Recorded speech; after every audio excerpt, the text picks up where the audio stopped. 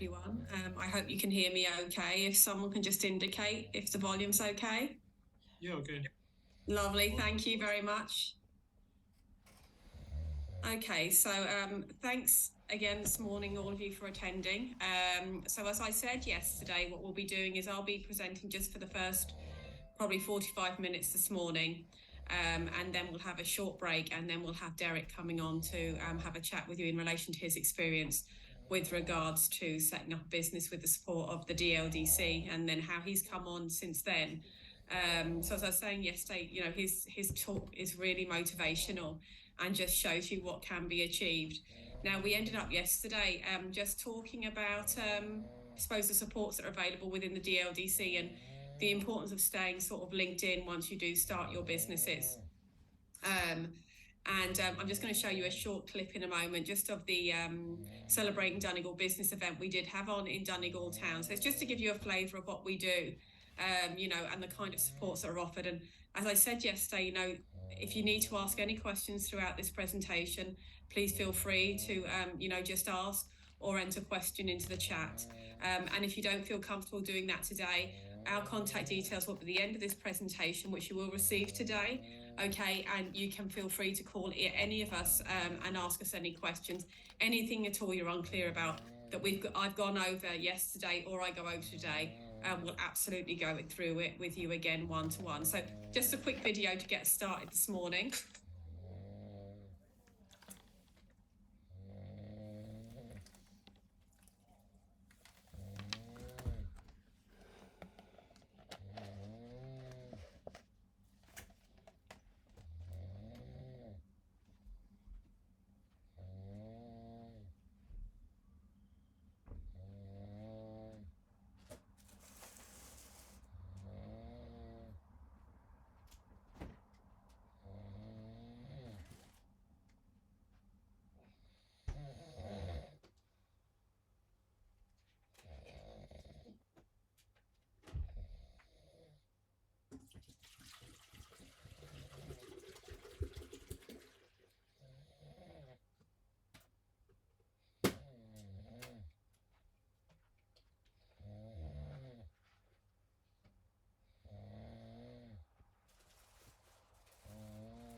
I suppose that's just a short flavour, I suppose, and just gives you a gist of the kind of businesses that we've supported. And that is a tiny handful of the businesses that we've supported over the years in terms of helping them get set up.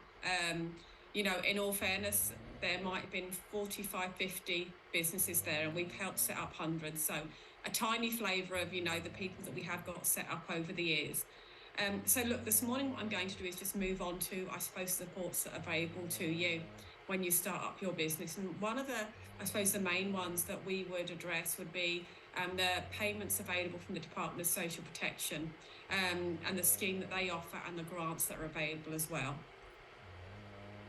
Okay, so what is the Back to Work Enterprise Allowance? So this scheme encourages unemployed people in receipt of a social welfare payment to take up self-employment. Okay, and the scheme was set up many years ago, and the whole idea was to help people that were on a job seekers allowance payment to consider self-employment and basically creating employment for themselves. And, you know, this scheme has been incredibly successful over the years, you know, in helping people make that leap in terms of, you know, going from being unemployed to creating employment for themselves. And, you know, for anybody looking to start their own business, it is a very, very daunting prospect. Obviously, you know, there's the whole financial element of going into self-employment and the unknown, because ultimately when you start your business, as I said yesterday, there is a certain amount of uncertainty and you don't know where your next payment is going to come from, you know, and when you are going to get paid when you start. And often with new businesses, it can take a while to establish yourself and get that payment coming in regularly, you know, from whatever service or product it is you are doing. So look, the whole idea of the Back to Work Enterprise Allowance Scheme was that there was a payment there that enabled you to start running your business and concentrate on running your business, but ensuring that you had money to keep you going in terms of all the normal day-to-day household bills and paying, for food and electric and all of those bits and pieces that we all have to pay. You've got that money there in the background with the Back to Work Enterprise Allowance while you concentrate on your business. Okay, so participants on the scheme can retain a percentage of their social welfare payment over a 2-year period. And basically what you do, you get 100% in year 1 and you get 75% in year 2. And this money is paid weekly into your bank account, okay? And this is not a taxable payment. Okay, and who can participate? So people in receipt of a Department of Social Enterprise social welfare payment for at least 9 months, and that's 234 pay days. And if you qualify for job seekers allowance, okay? Now, there are a number of other payments also that enable you to gain access to the Back to Work Enterprise Allowance.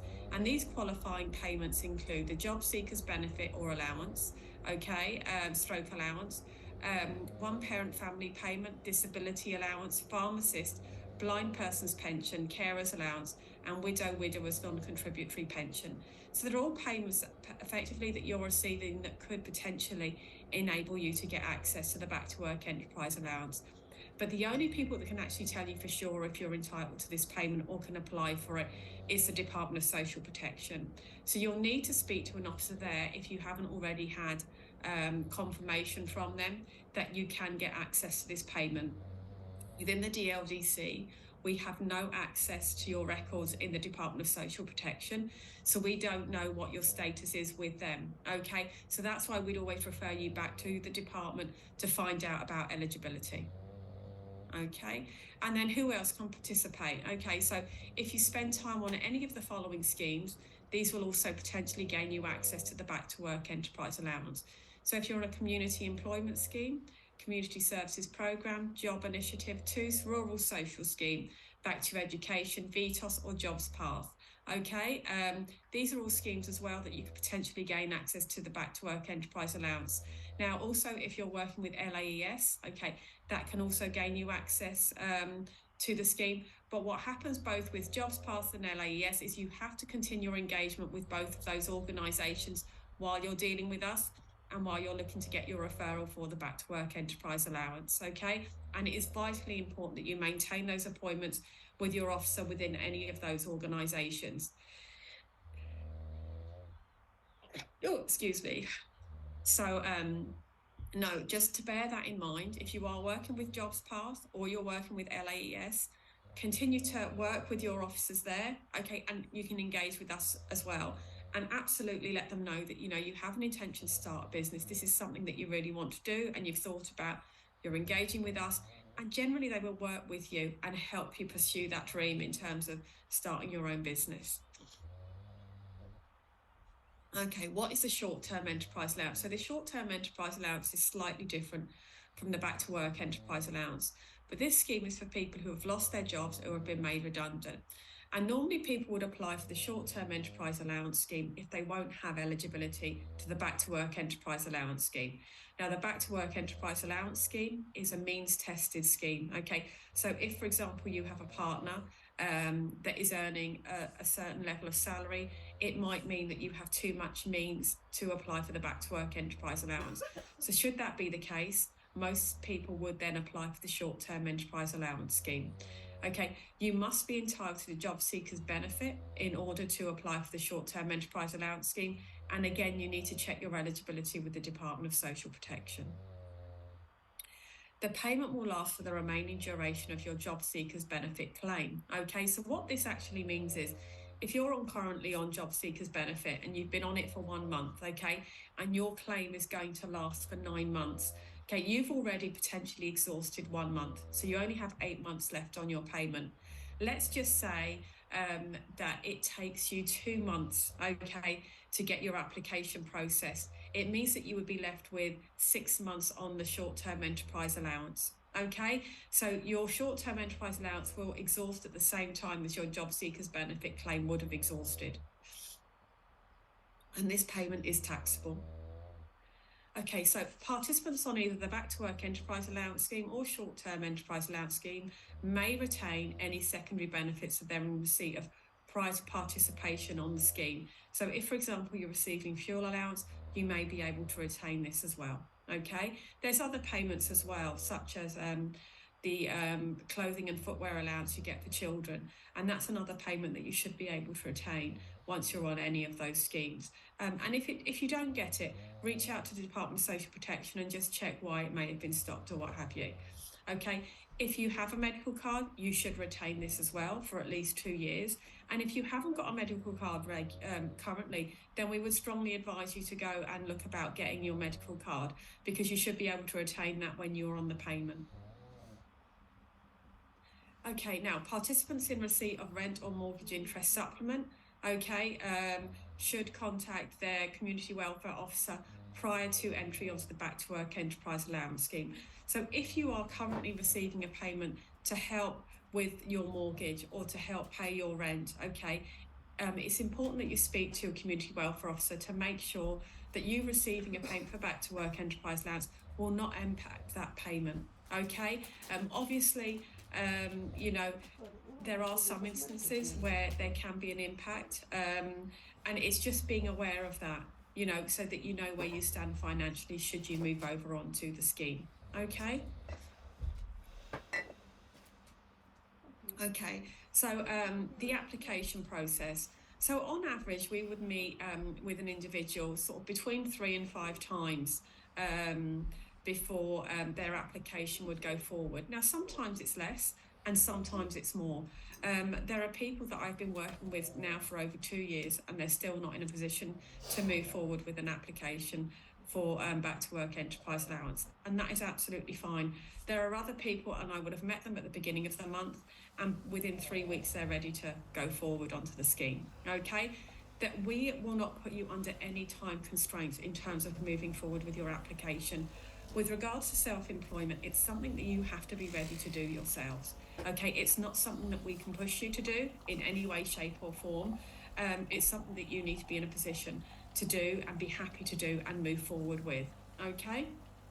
So what happens anyway is we present applications every 4 weeks to an appraisal panel.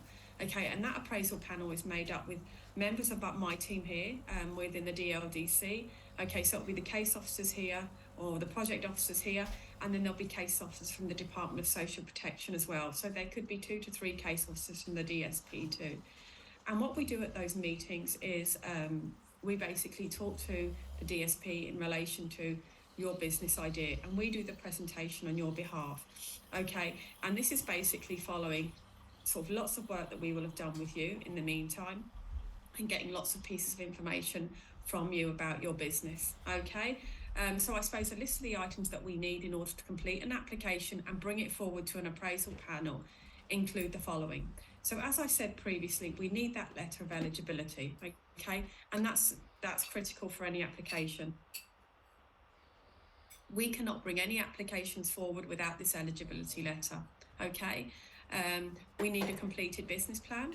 We need cash flow projections for your first year. We need a written quote for public or employers' liability insurances. Now, there's an awful lot of different types of insurances available to business owners, and the only way to find out what insurance it is that you actually need is to ring a broker and speak to them. Generally, a broker who's dealing with business owners on a daily basis will know the different types of insurances that you may well need for your business. And they'll guide you and advise you in relation to that. Some people are going to need product liability insurance. I heard about a new insurance last month in relation to social liability insurance. This one's completely new to me, but it's obviously a new insurance that they brought to the market. So look, speak to a broker or an insurance company in relation to what insurance you need. You absolutely do not need to get your insurance taken out or pay any money towards it. All you need to do is get a quote. Now, what we would always strongly advise that you do is get 2 quotes for insurance. And the reason being is just to make sure that you are getting a competitive quote. They should be in and around the same amount. But if you speak to 2 different organisations, then you'll get a good idea as to whether or not you're getting, a good value quote or not. Now, another thing that we talked about yesterday was planning permission. So some people are going to need planning permission in relation to the business that they want to operate, and some people won't. Okay, and normally we will guide you as to whether or not you'll need it or not, based on the conversations that we've had chatting to you about your business and where you're planning to run your business from. Okay, now if it is a case that you need planning permission for your business, okay, we need that confirmed in writing and bring that forward to your application. If it's a case, for example, you're going to rent a premises, okay, what we would need in that case is proof that you have a premises that is potentially ready to go should you be moved forward onto the back to work enterprise allowance. Again, that's something we'll talk to you one-to-one about. Okay, we need 5 letters of support from potential customers. Okay, and this sometimes is a tricky one, and people find it a wee bit uncomfortable in terms of approaching people about them using their service in the future. But to be honest, this is all part of the market research side of things, of setting up your business. And ultimately, these have to be genuine letters from people that are willing to use your business. And I spoke yesterday about me setting up a poodle parlour. Okay, so Pauline's poodle parlour is going to be set up, and I need 5 letters of support. Now, there is no point in me going across to my neighbour who doesn't have a dog and saying, Jean, would you give me a letter there saying that, that you'll use my business should I get set up? Okay, because she doesn't have a dog, and there's no point in her writing me a letter saying, I know Pauline really well, and I think she'll be fantastic running this business, and I'm looking forward to seeing her being really busy. Again, that's not a promise of work or business or is going to help me run my organisation. Okay. Now, what I do need is I need a letter from my other neighbour, Emma, who does have a dog. Okay, and I need Emma, hopefully, to use my service when I get up and running. And should Emma be in a position that she would like to use my service, then I need her to write me a letter saying, to whom it may concern, when Pauline gets her business up and running, I would like to send my dog in every 6 weeks to get a wash and blow dry or a clip or whatever it is that the dog would need to be done. Okay, so it's just having genuine letters, basically, that will show that there is an interest in your kind of business. If you're a carpenter, for example, then you would like to have maybe a letter saying from someone saying, I would like Pauline to come in and do my floors, fit my floors or fit laminate for me, or I have doors that need fitting, or I have shelves that need hanging. When Pauline's set up, I would like her to come and do this work for me. That's what you need. Now, they do not have to be letters. They can be emails as well. That's absolutely fine. We can use emails. That's not a problem. Again, if this is something you're struggling with, please come to us and let us know, and we'll see what we can do to help. Okay, there are some business, I think, maybe that it can be a bit trickier to get the letters for. Okay, but we'll work with you and we'll try and figure something else in relation to that. But look, to be honest with you, for all the businesses that I've brought forward, I actually don't have one that hasn't been able to get letters of support. And that's over a number of years now. So there's always a way of getting sort of letters from people that potentially use your business. No matter what you're really doing, you'd like to think that you know someone that is going to be within your customer base that will use your service or your product. Okay, you need completion of tax registration. That's something that we'll absolutely help you with. We'll fill in the TR1 form with you, and we'll have that available at the appraisal meeting as well. Registration of your business name, again, that can actually wait till just after you've been approved on the scheme. Okay, but that's again something that we'll help you with. It's registering your business name on cro.ie. It costs €20, as I was saying yesterday, to do that. And then copies of any relevant certs in relation to your business. Okay, so if it's for example, if I was going to set up my poodle parlour, I would have gone and got training in dog grooming. So I would have certificates available for me to show that I have gone and done training in this area. If I was going to set up as a physiotherapist, for example, I would have some kind of certificates to show that I've had training in that area as well. So it's just, if there are relevant certs in relation to what you're doing, it's really, really good to have them available for that appraisal meeting. And all we need is copies. We actually don't need originals.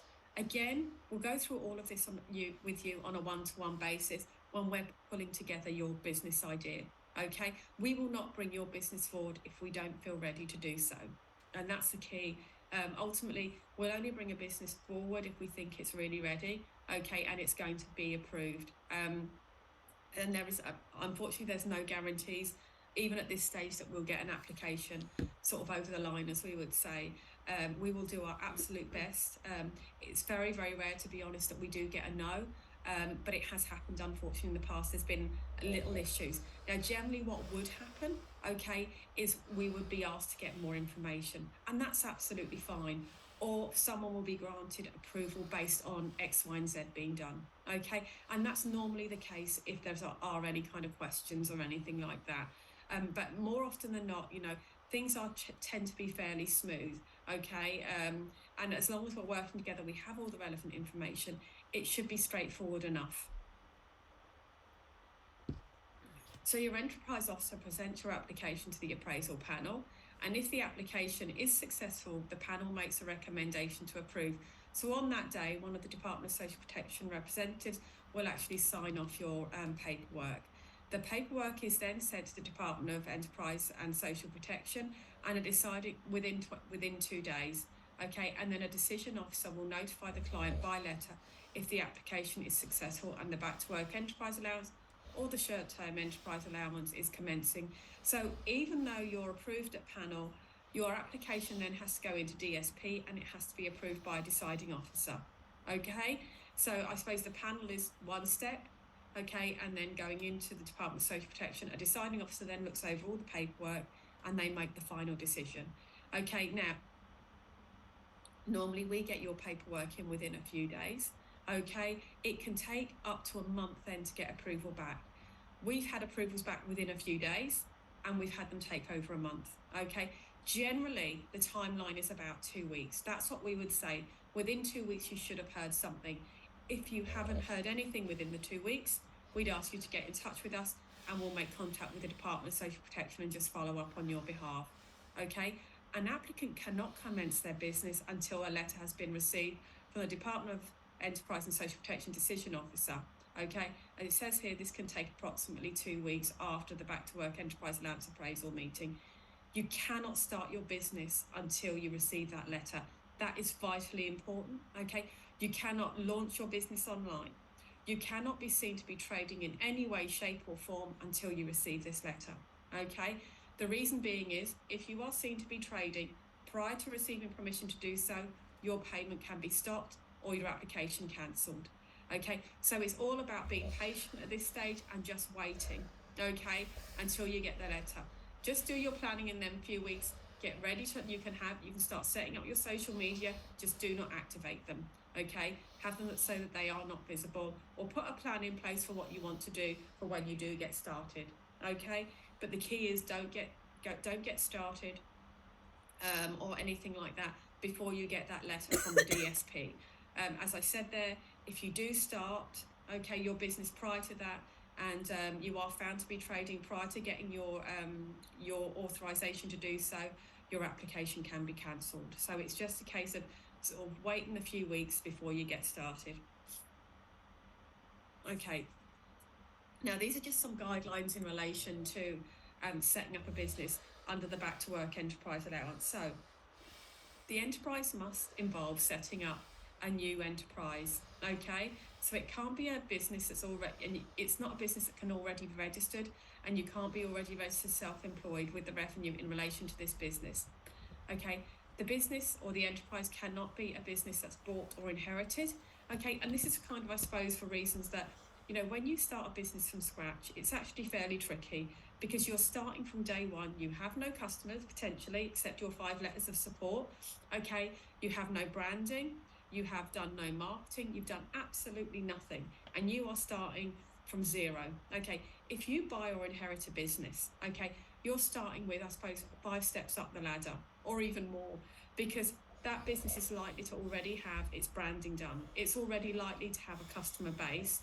It's already had processes in place, secured suppliers, whatever it may be, okay? It's way ahead of someone that's starting from scratch. So that's why the Back to Work Enterprise Allowance isn't there to support businesses that have been bought or inherited.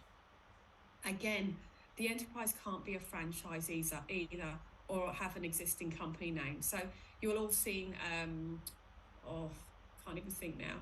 There's a Fastway Couriers is a franchise.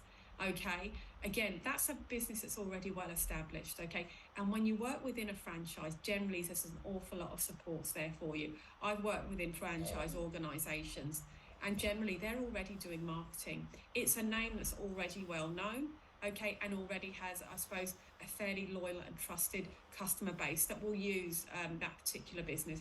Let's take, for example, McDonald's, okay? Now, it costs millions of euros to buy a McDonald's franchise. So it'd be lovely to be in that position, but unfortunately not. But anyhow, McDonald's is one. And if you're to open up McDonald's in a certain place, okay, the likelihood is that brand is so well known, you'll get customers immediately, okay? So it's a business that's already very well established, therefore it doesn't need the support. Okay. No taxis can be supported on the scheme, and this is basically due to initial call displacement. So the reason is that there's already lots of taxis out there, and if you were to bring more taxis into play, okay, it basically diminishes the amount of business the other taxi drivers get. And displacement is something that we always have to consider now.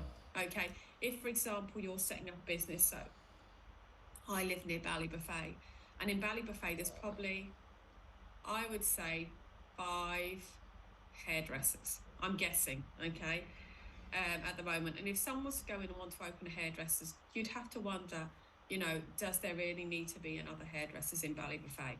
Okay, now, if I was going to open up a hairdressers, but I was offering a service that none of the other hairdressers offer, okay, it's completely unique, completely new, and I can prove there's demand for it, then I can potentially say, I will not be displacing any of the other hairdressers because the service I'm offering or the product offering I have is completely new and isn't currently available. Okay, so it's just proving that your business can stand up against any competitors that are already there. Okay, you must be the principal contractor, okay, and you cannot be doing subcontracting work. And I discussed this at length yesterday, just in relation to the importance of being a principal contractor, having multiple clients, a wide and varied client base. And that wide and varied client base applies to everybody, okay? Every single business needs to have, if possible, a wide and varied client base, because that obviously reduces the risk in terms of if you lose one customer, okay, it's not the end of your business. You've got plenty of others out there that will keep you going. Okay, you cannot have part-time employment whilst on either of the schemes, okay? You must work full-time on your new business, okay? And this is critical, okay?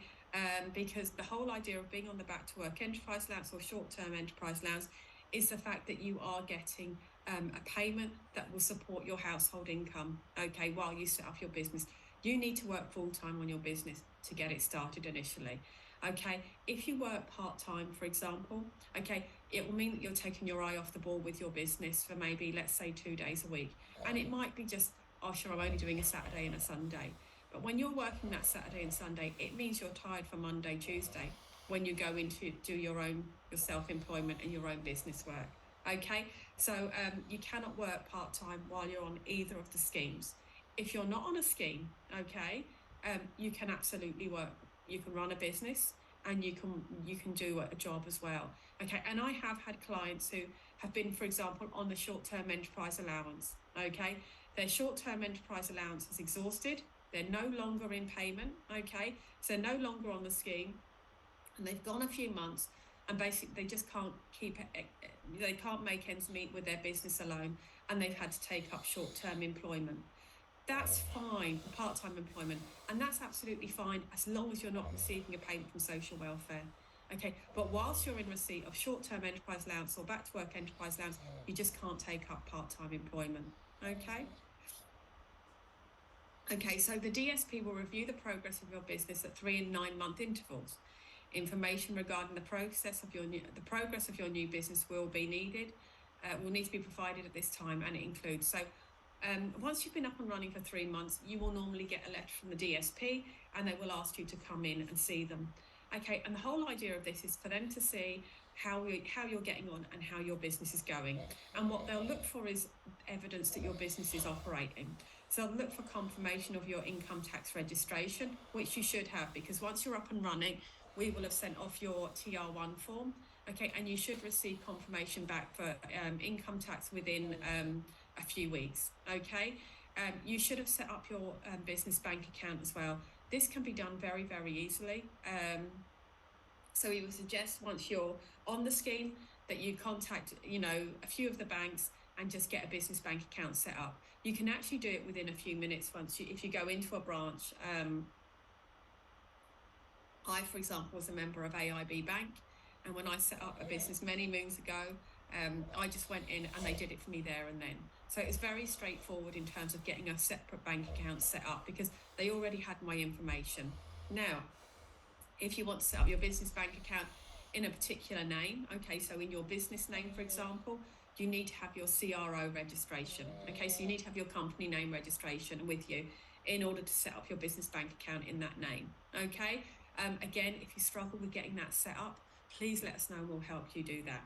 They want to see also income records and receipts. Okay, so they want to see record or proof that you have received some kind of payment for your business. So whether it be payments straight into your bank, whether it be payments in cash into your bank, it doesn't matter, but it's just to show that there is money coming in through your business.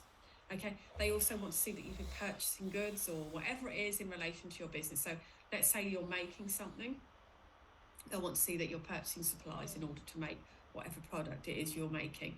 If, for example, you're providing some kind of service and you're going out and about, then you'll obviously have diesel costs and you'll have other costs in relation to running your business. So they should all be recorded within your bank account, to show that there is transaction and they're within your business. And they'll also want to see a pipeline of work. Okay, so I met with one today and he's due to do his review quite soon. And he has a diary which shows that he has work coming up in the future. Okay, so it's important to show that you have work coming up. Also to show that you're doing a bit of marketing as well, you're promoting yourself. Okay, now if things have been sluggish and you're still finding your feet, that's absolutely fine. But what you do need to show is that there's activity going on. You have been trying to promote yourself. You've been going and visiting potential clients. Have that diary full of appointments that you've been sort of going and seeing clients and warming them up, whatever it may be, just telling them about your service and what have you. Not all businesses, hit the ground running and are bringing in loads and loads of orders and what have you from day one on bookings. Okay, that is absolutely fine. But the whole idea is to show that there is some progress being made, okay, at that 3-month appointment. Now, by the time you get to your 9-month review, they will want to see some kind of progress. You need to be earning an income. You need to be spending money too in terms of getting supplies in or whatever it is you're doing, to show that there is activity happening.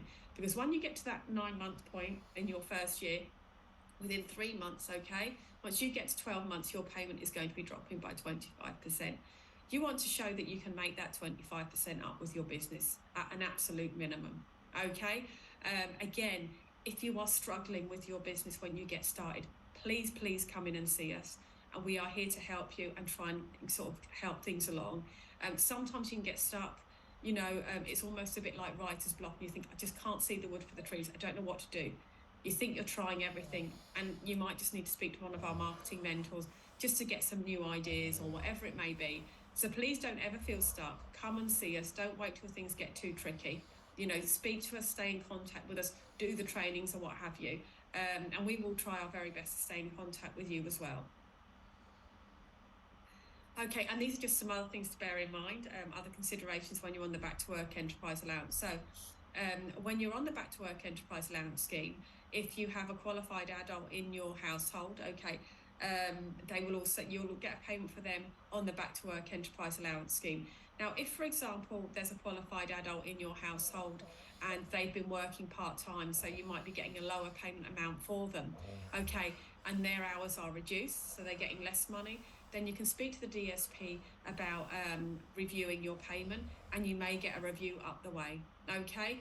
Now, if, for example, there's a qualified adult in your household who you're getting a payment for and they take up part-time employment while you're on the Back to Work Enterprise Allowance scheme, but they weren't working when you first started, it will not affect your payment. So you could potentially have a partner that goes out and works and you'll be getting a qualified adult payment for them. They could take up a part-time job, okay, and your payment won't be affected. And that's something that, has been very helpful, I suppose, to some families in terms of just getting that little bit of extra income in when they get started with their business. Okay, all new enterprises approved on the Back to Work Enterprise Allowance must operate within the state. So they must operate within Ireland. Okay, absence from the state. If a person needs to be absent from the state for their business for 2 to 3 days, this must be highlighted on their business plan and approved at application process. All absences must be notified to the Department of Social Protection. So if, for example, you need to go away for a trade show for a week, as part of your business, you need to let the Department of Social Protection know, okay? If you need to go away and see suppliers, whatever it may be, let the department know. If you know you're having to go away regularly for your business at this stage, put it into your business plan and explain it, okay? With regard to holidays, JA and JB holiday rules apply for back to work enterprise allowance and short-term enterprise allowance, so you're allowed 2 weeks holiday annually.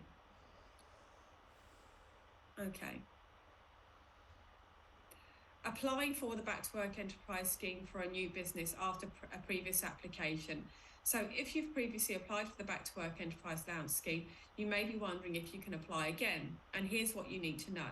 So if you're starting up a similar business, you must have a 5-year gap since the previous business ceased in order to be eligible for the scheme again, okay?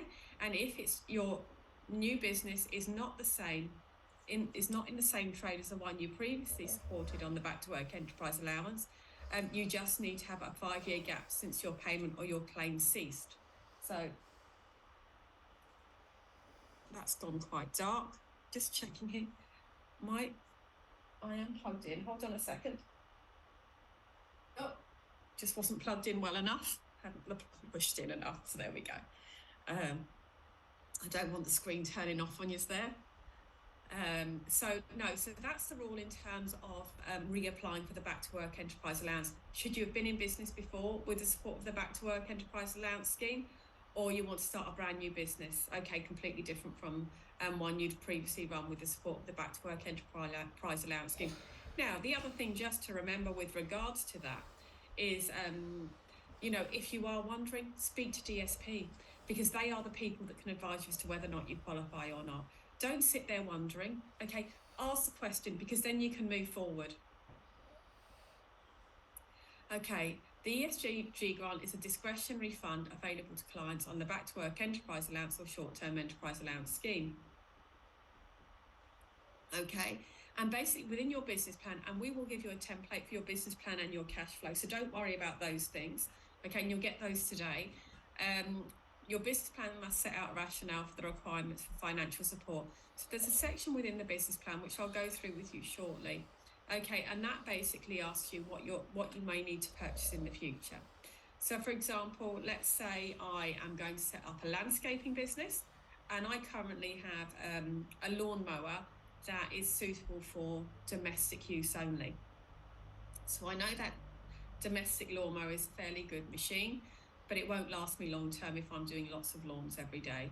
So in my plan, I would put that I need a commercial lawnmower, okay? So and my intention would be that I use my ESG grant to apply to help me pay for that lawnmower.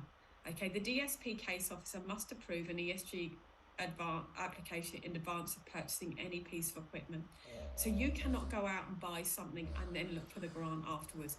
You need to get a DSP case officer to approve the application first. So if, for example, you want to buy some piece of tool or equipment for your business, okay, you need to you need to fill in the application form, send it into the DSP with 2 quotes, and get them to approve the item first before you buy it. If you buy that tool or equipment before you go to DSP and apply for the grant, you will not get the money retrospectively, okay? You need at least 2 quotations with each application, and money will not used to be paid directly to supplier. We found things have changed a lot in recent years because obviously people buy online and that kind of thing, because it brings down the cost in some cases. So sometimes you'll have to pay up front, and then DSP will pay you.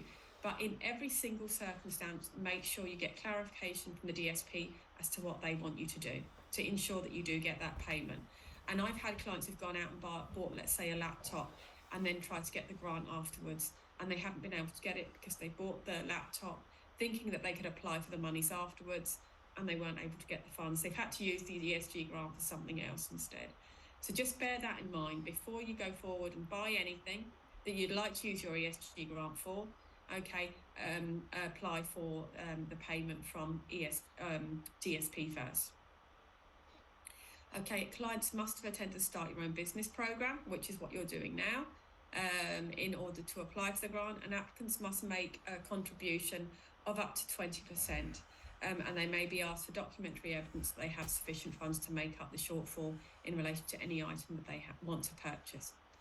Okay, so this here is a list of all of the eligible items that you can buy, okay, with the ESG grant. Now, it's broken down into categories, and there's a maximum amount of money that you can spend in each category, up to 2,500 with regards to the Back to Work Enterprise Allowance. So for accountancy and related services, including legal advice, you can spend up to €500 of your grant, but you'll need to pay 20%. Advertising and marketing, you can spend up to €500, but you'll need to pay 20%. Business equipment, up to €1,000, and you'll need to contribute 20%. Business mentoring or training, you can get up to €500 towards that, but you'll be paying 10%. Business registration costs or fees, up to €250, but you'll be paying 20%. Compliance guidance and training, you can get up to €250 towards those, but you'll be paying 20%.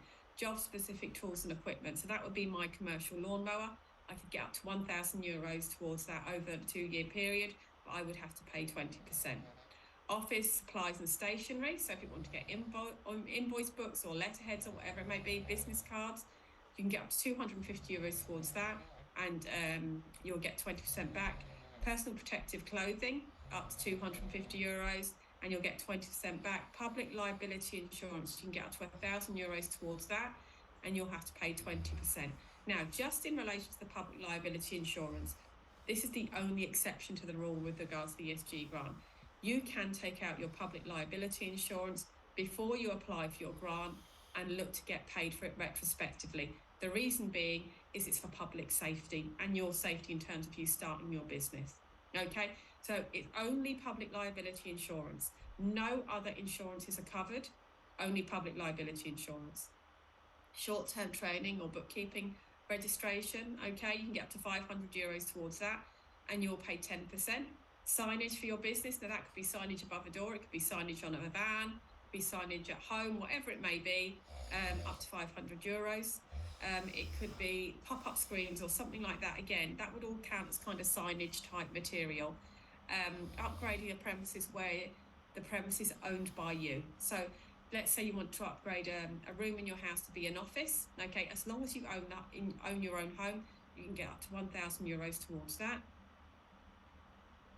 Website registration and related services. Okay, you can get up to €500 towards that, and you pay 20%. A combination of the above in any 24-month period. Okay, you can't get more than 2,500 on the Back to Work Enterprise Allowance Scheme, and it's actually less when you're on the Short-Term Enterprise Allowance Scheme.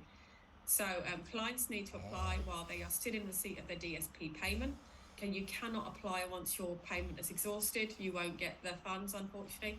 You'll get 2,500 over any 24-month period on the Back to Work Enterprise Allowance, and you'll get €1,000 for short-term enterprise allowance if you're on a 9-month JB payment, and you'll get €625 if you're a short-term enterprise allowance, but you're only entitled to a 6-month JB payment. Some items are not eligible for grant support under the ESG, and these include building premises or rental costs, the costs of travel, airline fees, that type of thing. Insurances except public liability, as I just said there. Personal clothing and uniform except protective clothing. Okay, professional development programs or mentoring fees arranged by professional and regulatory bodies. Okay, purchase of any type of vehicle. Okay, you can't get funding for a vehicle. Renovation to a premises not owned by the job seeker. So if you're renting a premises, you can't get funding to renovate it. Stock in trade, you can't buy stock for your business with the ESG grant. Training or education other than what's specified.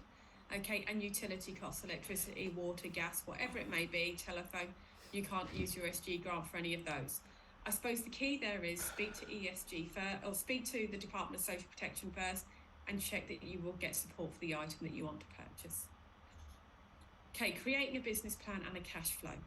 Okay, now with regard to your business plan, okay, the information needs to come from you, and you must take full responsibility for providing the appraisal panel and yourself, prove to the appraisal panel and yourself that you have a viable business, okay, and that business is sustainable too.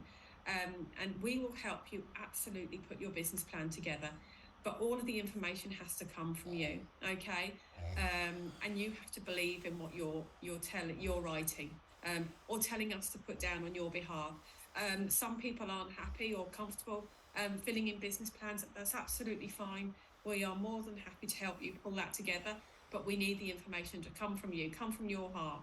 You need to tell us why you think this business is viable and why you want to do it. So sometimes a client has a good reason for choosing a particular template. So we will send you a template, but you might have another template that you've used in the past. So if, for example, you need to do a business plan for applying for a bank loan or something along them lines, we may be able to use that plan as well. What we will do is we'll check through the plan and make sure that it covers off everything the DSP wants to see. Okay? So developing a business plan. So the first section you're going to be filling in is going to be about you. So your qualifications, your past experience, hobbies, work, study, whatever it may be. Okay, you're putting into this business plan the reason why you want to set this business up and why you're the best person to do it. Okay, any relating hobbies or information that will assist in convincing others that you should be getting into this type of business. Okay, you need to give a business description. Is it going to be a retail business where people come to you and buy your product or service? Okay, so is it going to be a store, a restaurant, a dry cleaners, whatever it may be? Or will you be taking your product or service to the customer or posting it to the customer, whatever it may be? So as I said there, lawn care, a handyman, a house painter, something along them lines. You might be a mobile hairdresser. You might be, there's so many businesses now that have gone mobile where people bring their business to the customer.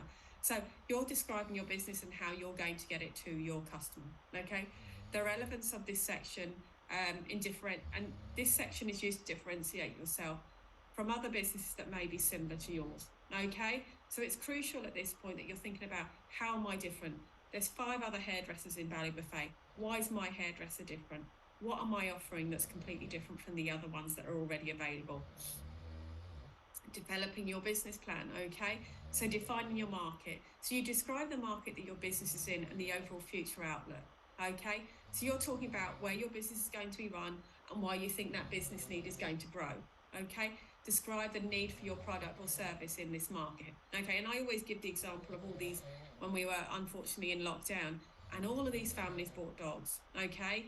And there is a huge demand now for dog groomers, believe it or not, because of all these pups that were bought a few years ago. Okay, so for me, if I was setting up a dog grooming business, I could very easily say that, there is a huge demand in my area. And I know this because I had a dog and it would take me months to get an appointment for her. I was booking 3 to 4 months in advance to get an appointment. Okay, so there's my sort of reason why I know there's a large number of pet owners that needs this service. Okay, now it could be that there is actually already a groomers up and running in Ballybofey, but I'm going to take my service mobile. Okay, I'm going to go to the person's home and I'm going to groom the dogs there from the back of a van to avoid all the upset in terms of taking a dog off for 2 or 3 hours to a grooming parlour or whatever it may be. Okay, so I'm developing my business plan. I'm talking about why I'm doing it, how I'm delivering it, why it's a good market, and what have you. So describe your target market and who you'll sell your product or service to. So in my example, it's anyone who has a dog that wants it cleaned on a regular basis or clipped or whatever it may be. You might have a different business idea. You could be selling a product online. Again, you need to describe why it is you're selling that product online. Okay, where the demand is, what makes you feel that there is definitely a customer base out there. Okay, you need to give a good profile of your customer. Who is your customer and what do they look like? The age, sex, income, etc.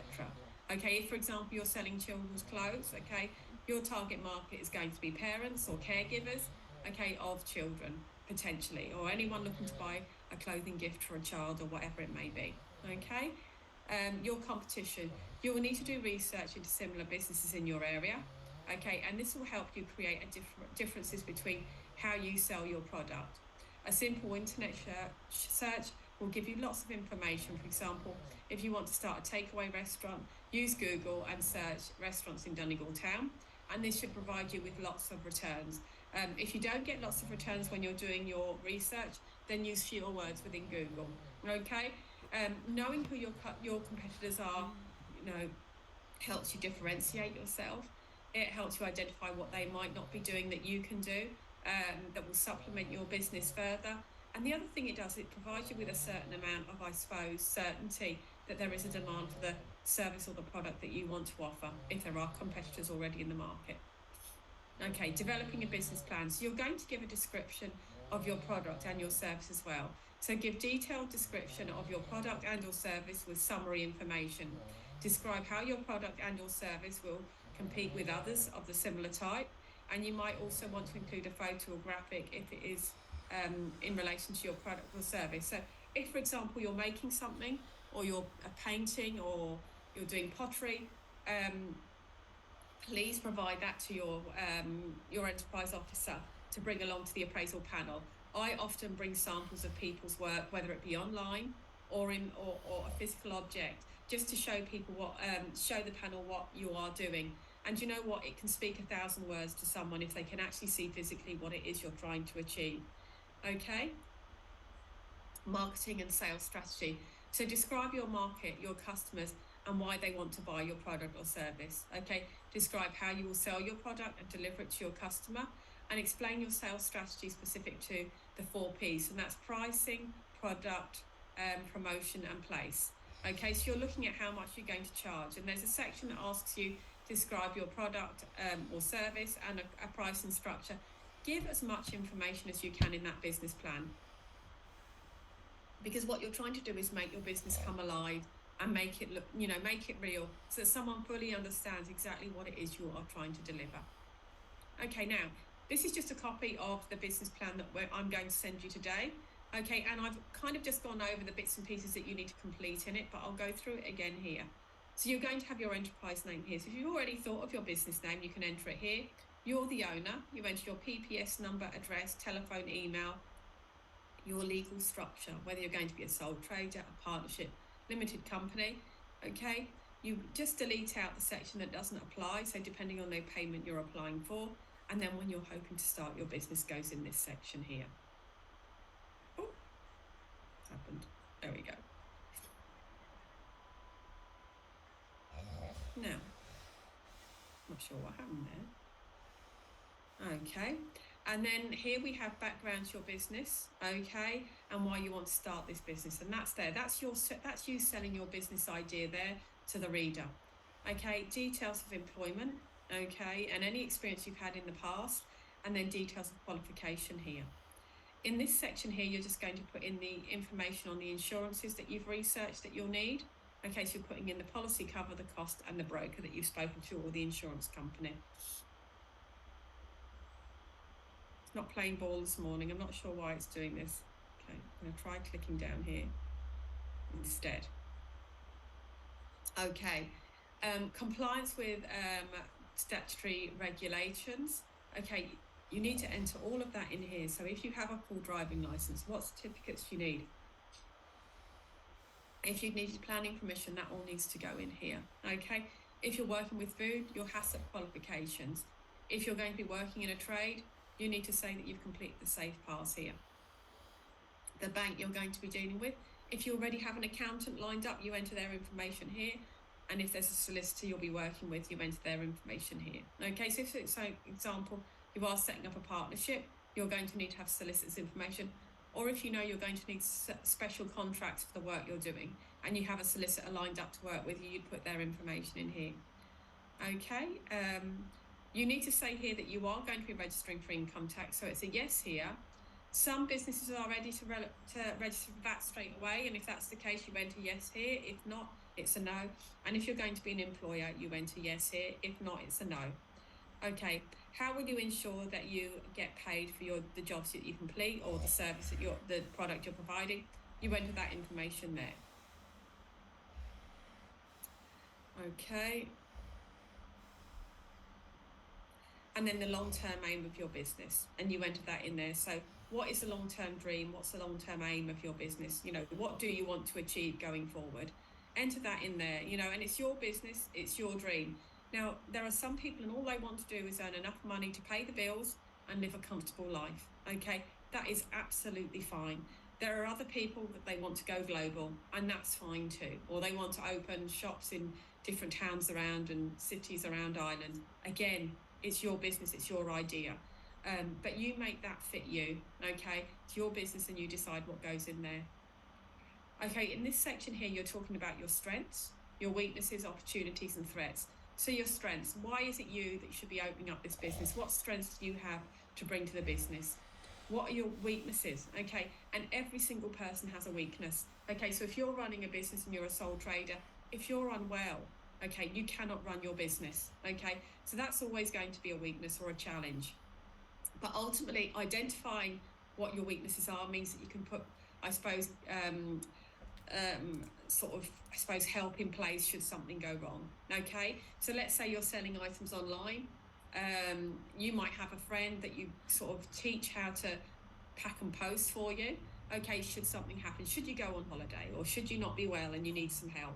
Okay, it's just allowing yourself the opportunity to put sort of, supports in place to help you with any weaknesses you have. If, for example, numbers aren't your strong point, you can say that bookkeeping isn't your strong point, but you will be getting someone else in to help you with that. Any opportunities you feel that are there for your business, you enter those in here. And any threats, okay? And threats generally tend to be external. So a downturn in the economy will be a threat to any business, for example. It's a type of business you're in, it's easy to enter, okay? So anyone can set one up.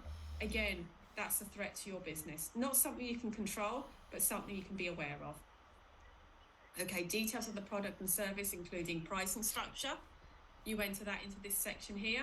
Explain any research you've done in relation to your business. Okay, so what have you done to make you sure that this business is going to work? And you enter that information into here. Okay, getting your letters of support is part of your research. Okay, what geographical area will you cover? So you enter the area in which you want to cover with your business in here. Okay, and who's your target market and who will your customers be? Okay, you enter all of that information in there. How will you promote your business? This is your marketing. You enter that information into this section, okay? And who are your competitors? Okay, you enter that information into this box down here. So really and truly, it's like filling in a form, okay? So the guidelines there in terms of what you need to complete in order to complete this business plan. Okay, if where your business is going to operate from, okay, so if it's going to be from home, you put that address in there. If you're going to rent a premises, you put the information in here, and then details in relation to your lease. Now, this section here I was talking about a second ago, just in relation to your ESG grant. So in this top table, what you're entering is anything you have in existence already that is going to support your business. So if you already have tools and equipment, a van, let's say you're starting a plumbing business, you enter in everything you have currently here and what value it is.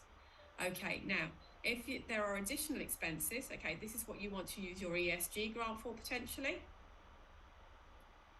You enter that information in there. So for me, setting up my landscaping business, I'm going to put commercial lawnmower in here, okay? If I was going to set up my poodle parlour, I might put in here a special hairdryer or fur dryer, okay? Because I know they're expensive, or a special bath for grooming the dogs, okay? So again, it's all relevant to your business and what you're doing. Okay, do you require mentoring support? We would always say yes here to any areas you think you'll need mentoring support, and then any other information, okay? So if there's something else that you think you need to include in your business plan that isn't already covered off, you enter that information in there. Now, if it's a case you want us to send you a printed copy of this and you want to write it, that is absolutely fine. Please let me know and I'll get that organised for you. Now, finances. So this here now, we're just moving on to our cash flow, which is another item that we need as part of your application. So this section includes an estimated startup cost of your business and a protected cash flow statement for going forward 12 months. So a financial plan, okay, what will it cost you to start up and run your business for at least 1 year? And I suppose the importance of doing this is about planning and looking ahead and seeing what you need. Ultimately, a business is about making money. It's also about spending a certain amount of money as well to keep it up and running. And this helps you understand exactly what you need. So there will be fixed costs that will pretty much stay the same, such as rent, utilities, equipment, insurance, etc. Okay, and that all gets entered into your cash flow. And then there'll also be variable costs, which will change as your business changes and grows. For example, if you're running a takeaway or a restaurant, Depending on the time of year, you might need more or less ingredients. Or if you're starting a home painting business, you might create a cost sheet for how much it will cost you to paint the average 3-bedroom house. So you'll know roughly how long it's going to take you, how much the paint is going to be, how much labour is going to be, and other supplies that you'll need. Okay, and you'll have a rough idea in terms of duration and how many of those jobs you can complete a month as well. Okay, and the contents of the cash flow. Okay, so the function of a cash flow is to let you know when money is coming in to the business and to know when money is going out of the business and if there's a surplus. And ask yourself, when recording your income, is it realistic that you will get paid on the day that you issue your invoice? Now, some people may insist on payment immediately after completing a job, and that's absolutely fine. There are some industries where you might get 30 days grace in terms of issuing an invoice. What we would always say is get your money in as quick as you can. You want to keep your cash flow going, and you want to keep your money coming in, okay? And normally when you're starting a business, if you're honest with people and say, look, you're just starting out, you need to get the money in quickly, they will work with you. If they're hesitant or being difficult, okay, you need to just trust that gut instinct. Is there going to be an issue here going forward? Be very careful how much credit you get, because ultimately you need to be in a position where you can keep paying your bills and keep paying you as well. Okay, you're in business to make money, and that's key when you are setting up a business.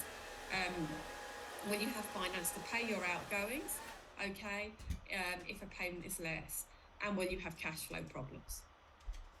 Okay, so this is the cash flow statement, and it can look a little bit daunting, okay, but it really isn't as bad as it looks. So this section here is just your income, okay, and all you have on this top row here is the months of the year, and then you have your income. So all you're actually doing here is plotting how much income you're going to think you are going to have coming in every month. Again, if this is something that you're not comfortable with, we will work with you and are more than happy to help you pull this together. All we would ask you to do is kind of have estimates in terms of these figures. Okay, now in this example here, this person's hoping to get their ESG grant in March of €515, and they're also going to take out a loan as well in April of 5,700. So this is showing all the income that's going to potentially be coming into this business. Now this is the expenditure, and this is all the money that's going to be going out in relation to keeping the business up and running. So we have here our loan repayments, okay? So obviously here this person's taken out a loan in April, now they've had to start paying it back, and that's a fixed cost that's going to come out every single month. So you've got 170 a month coming out every month. Now you have some equipment hire for the first few months here, so I can only assume the equipment hire has been done just until they bought a piece of equipment that they needed, and that was 150 a month. They've also got materials in here, so material costs, and what we can see here is these go up and down, and so does the income coming into the business. So as they're buying more materials, they're selling more product, okay? We've also got equipment costs here, okay, and there's two different amounts, and that must be this piece of equipment that they purchased up here, okay, with the loan. And then we've got printing and stationery of €200 a year, and they bought that at different intervals in the year. Advertising costs, there's just some advertising at the beginning of the year. Fuel for equipment, again, this is steady throughout the year. Telephone costs, that could be your telephone, it could be a landline, it could be internet, mobile, all joined into one, and there are fixed costs throughout the year. Motoring costs, okay, so we have in here 150, again, this varies throughout the year. Banking charges, we have in here just every quarter there's €10.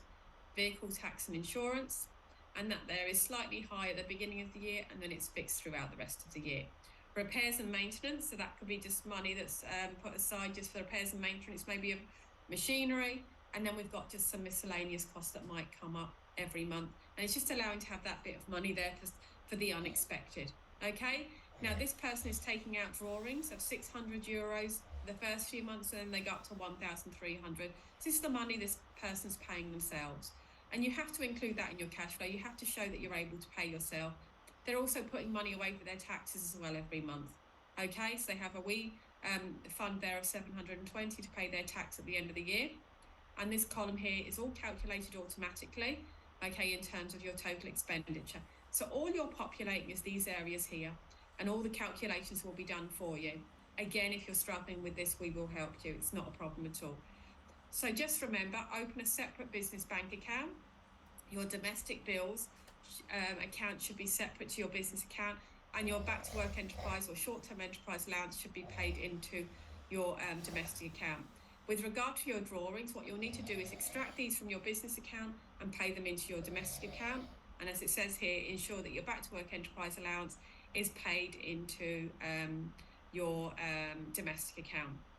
Okay, we have another short video here.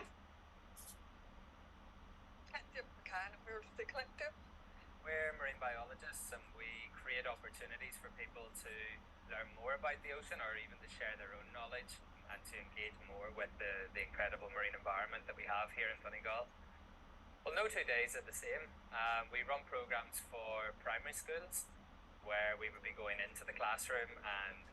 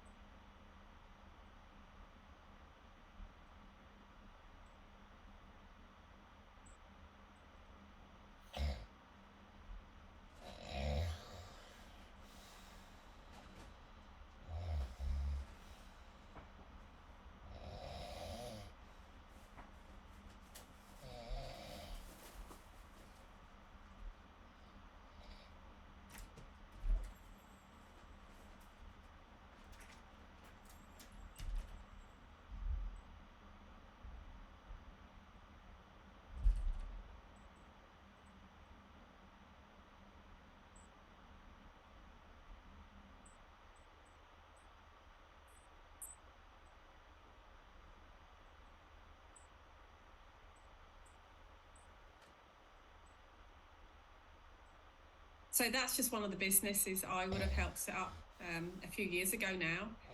And I can still remember my first phone call with them, believe it or not, and they have come on and done so much and super proud of what they've achieved. So look, they started just like you. You know, they came on, they spoke to me, we met, and they've done the exact same program as you, and they are doing fantastic now. And it has taken an awful lot of hard work, but they've had ongoing support. You know, so we support all kinds of businesses, as you can see there. There's not kind of just one size fits all. We'll support anybody who wants to go into business, and that's what we're here for, is to support you in any way that we can. Now, this is our contact information here. So we've got Colette, Eileen and myself. And as I said, you'll get these slides later on today. Now, what we will do is we'll take a short break here. If you don't mind coming back here by about 20 past. Oh, I'm sorry now that video stopped working. The sound stopped working on the video. Was that for the first one, Sharon? Well, I'll be sending out the slides, so hopefully it will include in that when you get it later. Sorry about that now, and I hope you heard that last video. No, so as I said, if we can just get back here for around 20 past, and then we'll have Derek online, and I'll be still here at the end as well to answer any questions you have. So look, thanks a million for staying with me. I don't want to keep you now. Go and stretch your legs, and I'll see you back here in about 9 minutes time. Thanks a lot.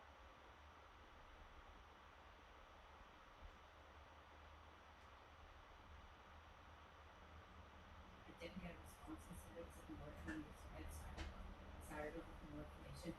It's very evident in the spreadsheet that independent sales are not included in the reconciliation. Our transaction history will not verify stock that we did not. Stock that we did.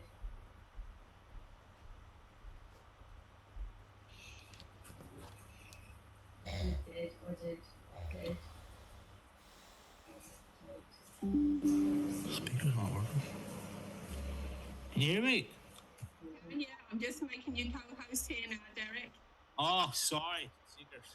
Sorry, I was late getting on there. Hey, There you go. locked out of me for some reason. This password on my Gmail account was anyway. Oh, you're okay. Now I've just asked everyone to come back by 20 past, so we've got 8 minutes here now. Oh, okay, no worries. I'll just get myself organised here. Good. How are you keeping, Derek? Great. Great. I'm going good. Hey, thank God. Busy. Very busy at the moment. Very busy. There's lots happening. As always, trying to keep on top of it all. Yeah. I've loaded that. I may as well get this loaded now whenever we're waiting for trying to get through. How's everything with you? Oh, good. Flat out busy now. Very busy. Plenty of people coming on board and stuff. Do you know what? It's really picked up this year. Like I say, there's been more inquiries at the beginning of this year than there would have been last year. So it's good to see people are starting to get brave again. Everything's getting back to normal. Let me see my share screen.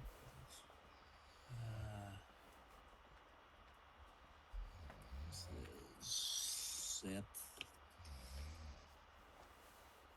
Yeah, things are coming back to normal now, and there's a bit more appetite. Things happening. Let me see now. Where am I?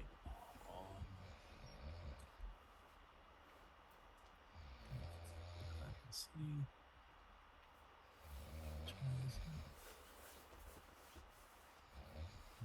That's probably nothing as well.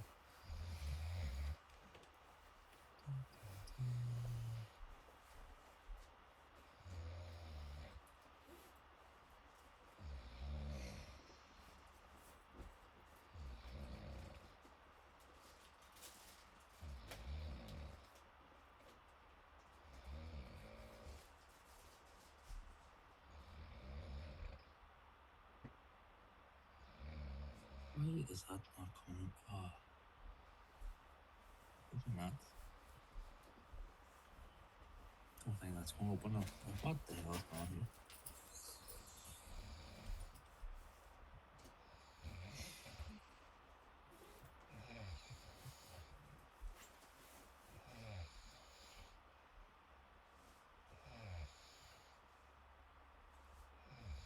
Here we go.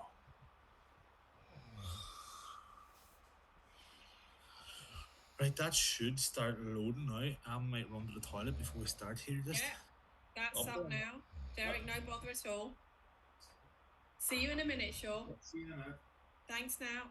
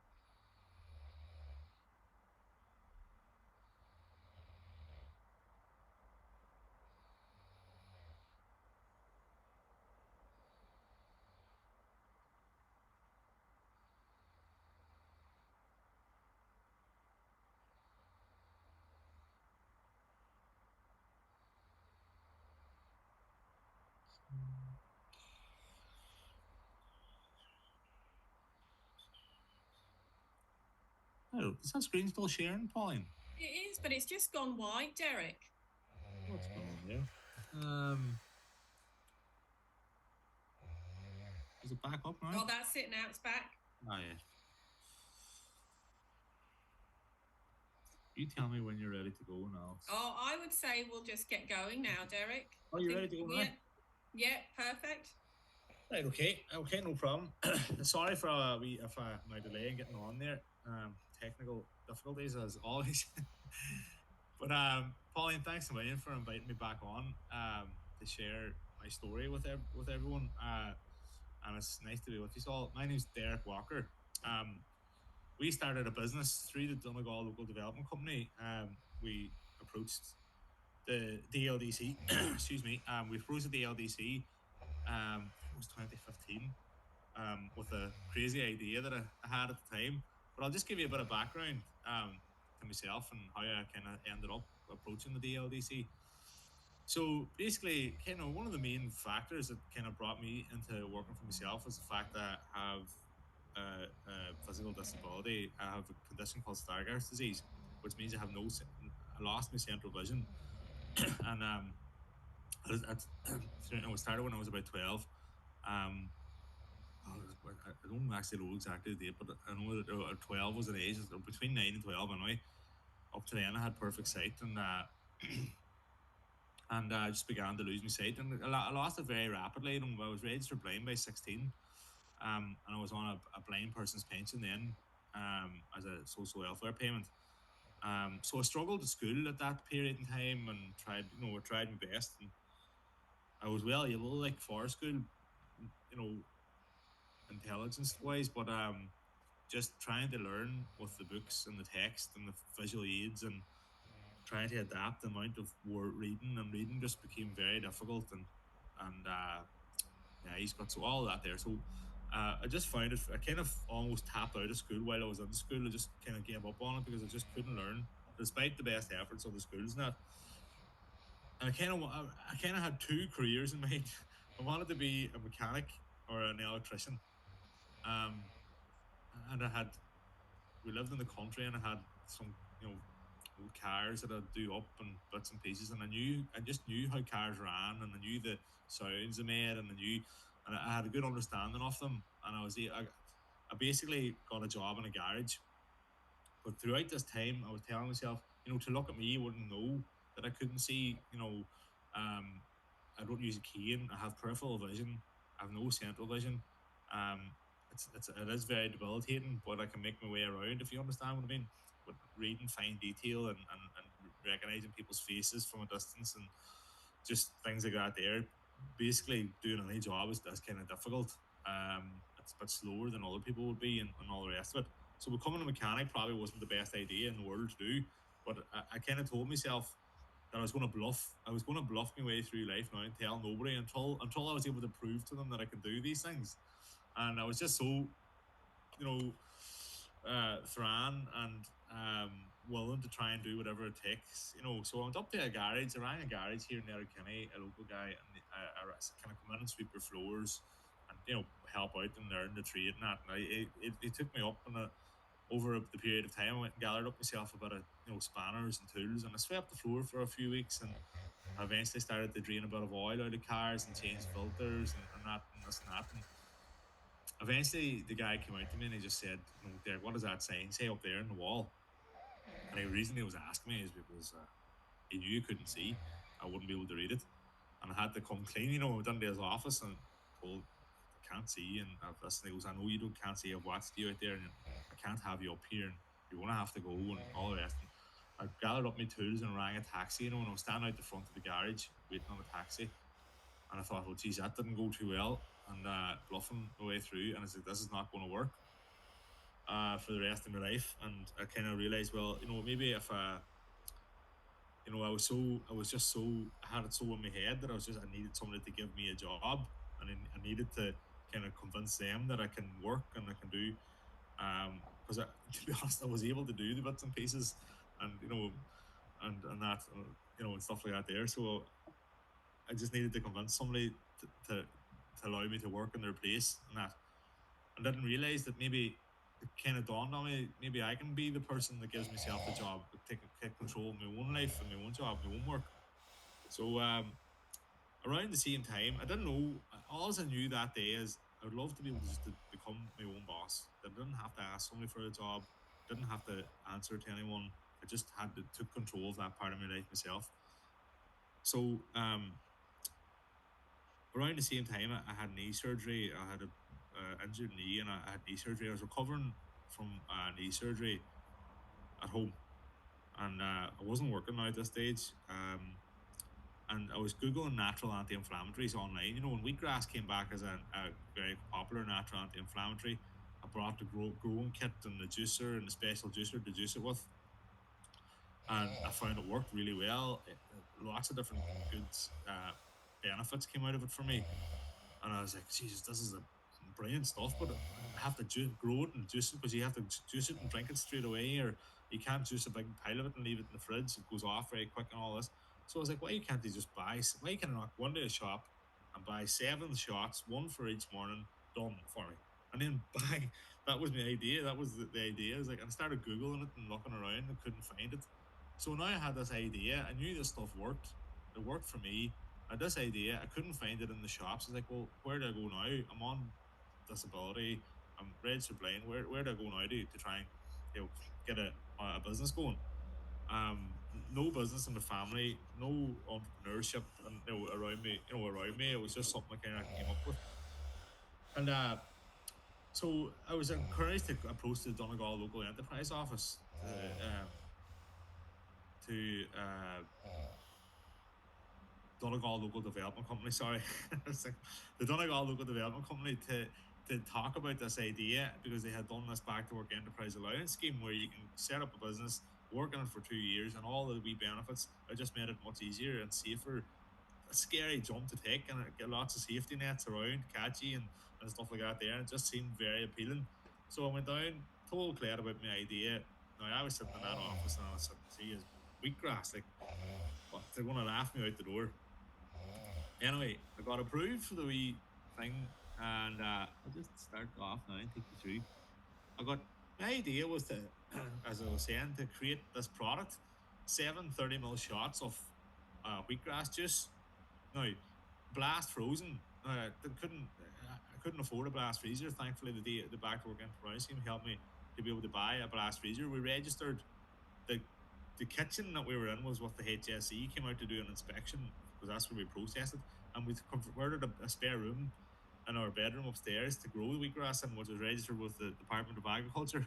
So you can see that on the right hand side there was a masticating juicer clamped to the edge of the worktop, and you put the wheatgrass on the top and you squeeze. It's basically squeezes the juice out, and then we blast froze the 30 ml shots, and we headed off to the car boot sale. Now, when I say we, myself and my wife Anna, so to them, my girlfriend was massively supportive too, and always saying help me get around and driving the car, like take me down to the car boot sale 6 o'clock in the mornings, maybe half 5, 6 o'clock, to set up and help me set up. And I remember the first day I went down there to the car boot sale, and I remember saying to myself, right, I have 2 years now to make this business work, and I'm going to give everything I can at it. I have all the safety nets now. If it doesn't work out for whatever reason, I can, sure, it's grand. I'll be all right. I wouldn't have made the leap if it wasn't for the DLDC and the support. So I'm down there and I says, I'm going to just throw myself at this business now. I'm going to give everything I can at it. I'm going to show up. I'm going to sell as much. I'm going to promote. I'm going to do as much as I can. And I'm down there that day and set up the wee stall, and underneath the stall was a cooler box full of ice, with 100 shots, which is about 12 weeks supplies, and then the boxes come flat pack, and I was just in shots for people as well as they came along. So that first day, we sold out within about 3 hours. We had sold out. Now that day, something happened to me. This is like, right, this has happened. This is great. I got over the kind of initial they're going to laugh at me stage in the DLDC. The business plan stood up to itself. Now I was out in the ground, the product sold, people were interested, and wheatgrass had kind of started to become a bit of a thing. Uh, in the community. There was news articles and things. I'd bumped into other people then, like other business owners. Like Alfie Green was a massive sport. He has the green shoes here in Letterkenny Market Square. He asked me to come up and sit inside his wee place during the week. So now I had the Caribou Seal on the Saturday. I had the wee stall then during the week, whatever hours I wanted to come. He says you can go up, sit up in there for free. Busy spot during the the lunchtime rush in the main street in Letterkenny. So I had gone up there and I showed up no matter what. I remember days go down the Caribou Seal in January, February, like ice, like I could hardly stand up. It was that icy, but I kept going there. Like it was very, I can't remember many days that I didn't go because I wanted to make sure all my customers that came back got the wheatgrass and I didn't want to lose that momentum. And I was trying to build a brand and I just showed up. Even if I sold a few today, I sold a lot. The next day I sold nothing. No matter what, I kept showing up. And that has stood to me. So in my business plan, I wanted to see these products in all. In my business plan, the plan is to see these products in every supermarket in Ireland. Excuse me. So the first step of that plan was obviously I was building up a bit of traction in the markets.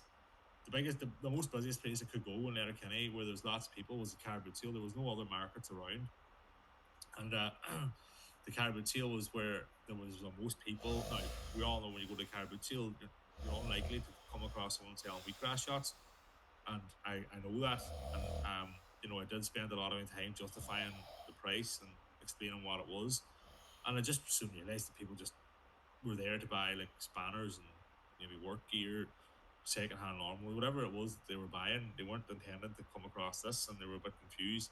So I soon learned then that even that sales pitch and selling and communicating with customers, and even communicating with people who aren't interested in buying your product but just want to give out about how dear it is or whatever it was. Like I was learning the ropes, and I was learning skills that actually stood to me later on in the business as the business grew into morphed into other things, which I'll explain now in a wee while too.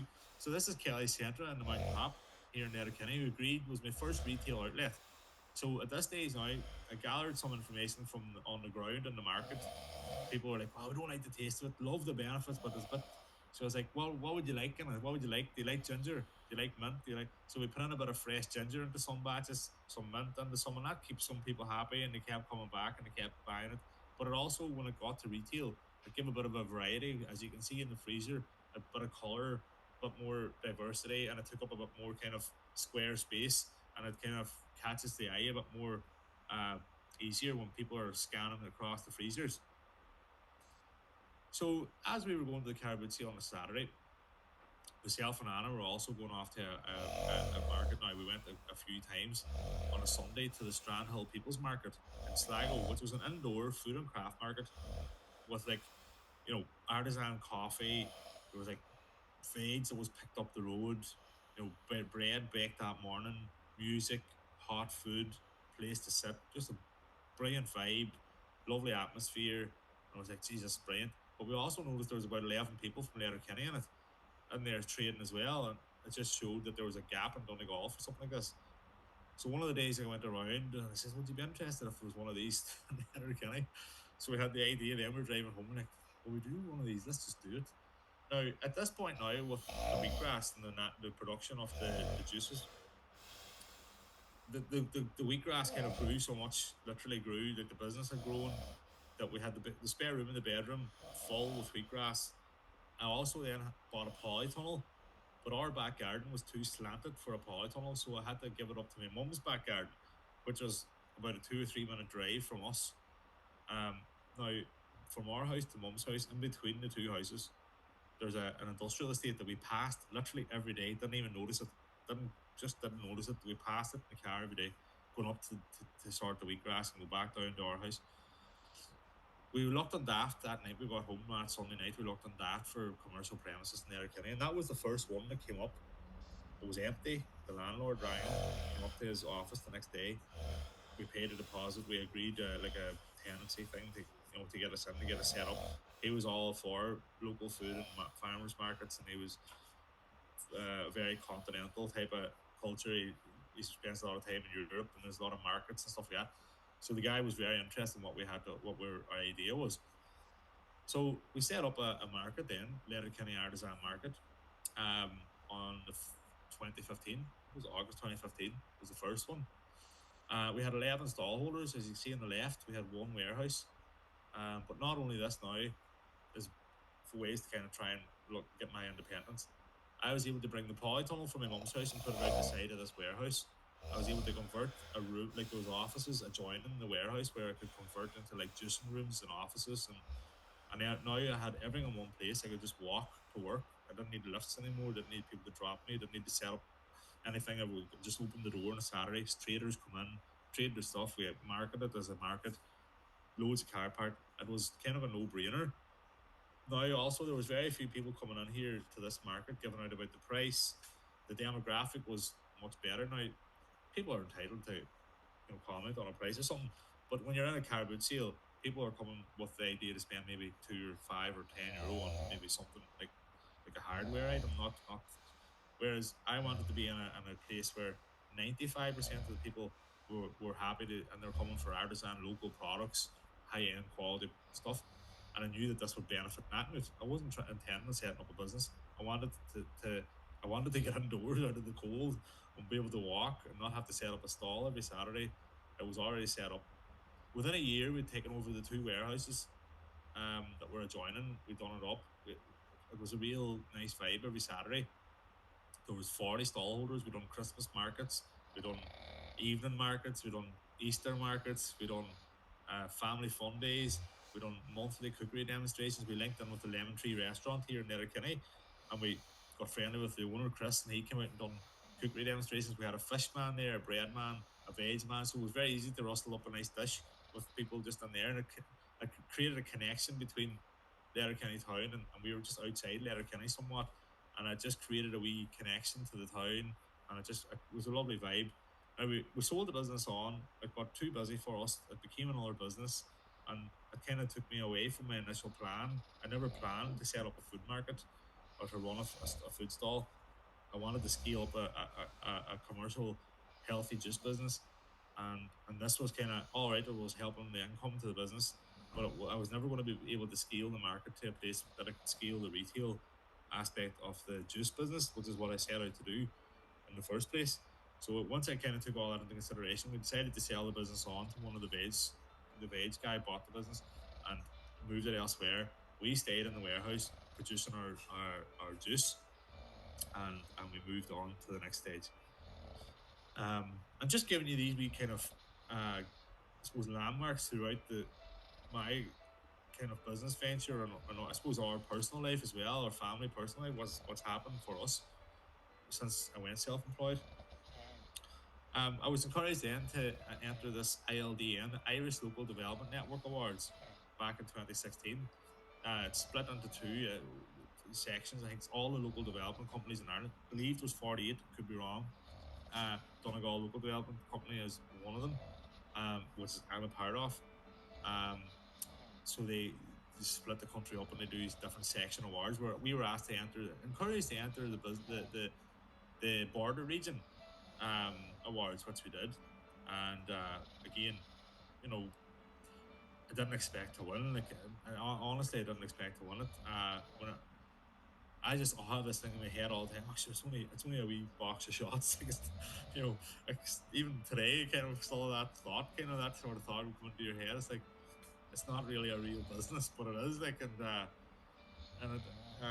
Whenever we actually entered the awards, and it's the same ever since. In the awards, you enter and you hear people talking about your business, and you're sitting there at the table, you're talking to someone else, and they're interested in what you've done and what you do, and you're explaining. Even now, when you're talking about it, and you're not working on your business, but you're kind of you're on the outside and you're looking at it from a helicopter view. You're like, geez, we've achieved a lot and we've done a lot, and that's what I find with awards. Is it's the time, even if you win, lose, or draw, whatever, you reflect on your business and you're able to see yourself where you're at and within the business and where you're going. Anyway, it turned out that we won the Border Region Award. We went on then to the Nationals Award in Dublin, which I was just even delighted to be in the room, but we won that as well. And I say that with complete humility because I just did not expect to win the award at all. Now, there was a lot of businesses there that were tech orientated and very, corporate type businesses. Then, so, that's what in my mind when I say business, I think of corporate suit and tie, and it kind of discount our own selves and stuff like that there.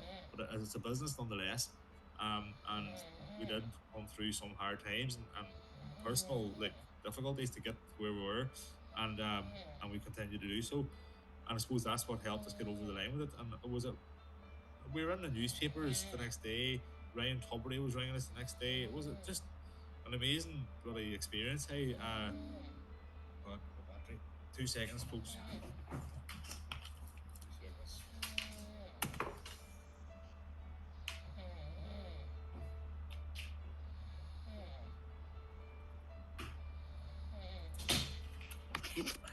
Sorry about that. Right. There we are. Yeah, it was just an amazing experience, and that's been peppered throughout the whole business journey that we've been on. That was before that picture was taken before the ceremony, like, and there was a few of us outside and all, and I just had they were taking pictures of everyone. Obviously, they knew who the winner was at that stage, but I just did not expect to win, and I honestly mean that award still on our kitchen shelf. Like, we look, we keep it close to us all the time. So now at this stage, now we had closed down the market, and the reason I'm sharing all these wee things is just to show you what can happen when you start off a journey of entrepreneurship. That's what I see in myself now is entrepreneurship.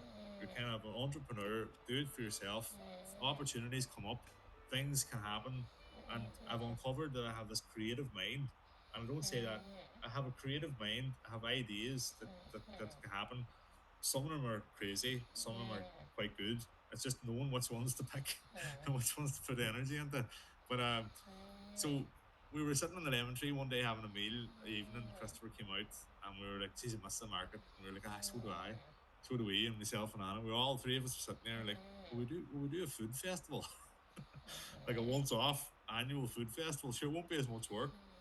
And jokingly, it turned out to be a lot of work. But we ended up starting a wee food festival. This is pre-COVID, maybe what was it, 2017 was the first, or 2018. Can't remember now. 2018 was the first. I think it was 2018. We ran two summer festivals, or was it three, and a Christmas festival. And the last one before COVID, anyway, in 2019, we had 5,000 people through the gate came into the festival. It was basically like a collection of small artisan producers. There was music, like a bigger event, a once-off kind of annual event that was similar to the weekly Saturday market. Christopher had a lot of chef contacts. I had a lot of producers who came through the market over the years and got to know a lot of people. So we came together, and a Highland Radio DJ got involved. He brought a lot of musicians with him, and we put on this lovely event, lovely family atmosphere. Producers telling their stories, getting up like brands like Donegal Rapeseed Oil, Ballyholy Farm. All these guys stand up who have a business. You might see them out and around, but they get to tell their story of how they got started, because I love to hear people's stories of how someone went from zero to a successful business. Um, so that we ran that up to COVID. Now there's chats about something happening again. We have a meeting on Thursday. We don't know what's going to happen, but there's something could happen there again. Swats the space anyway. Um, so then we went. We right. So we went back now. Time to focus back into that. Now to grow the brand, expand the range, get into more stores. And I literally used to go to bed every night on and watch YouTube about all these commercial juicers, and they were putting out serious amounts of juice. I was standing with a kind of semi-electrical, semi-domestic at this stage. That manual juicer you saw at the start, I had pretty much the same one, except it worked with an electrical motor. You plug it in, now it turns itself. And this was as far as I could get with my own resources at that point. So, like, juicing took an awful long time, and I wanted to scale the business up. I wanted to be able to produce more, to sell more, to get out to more shops.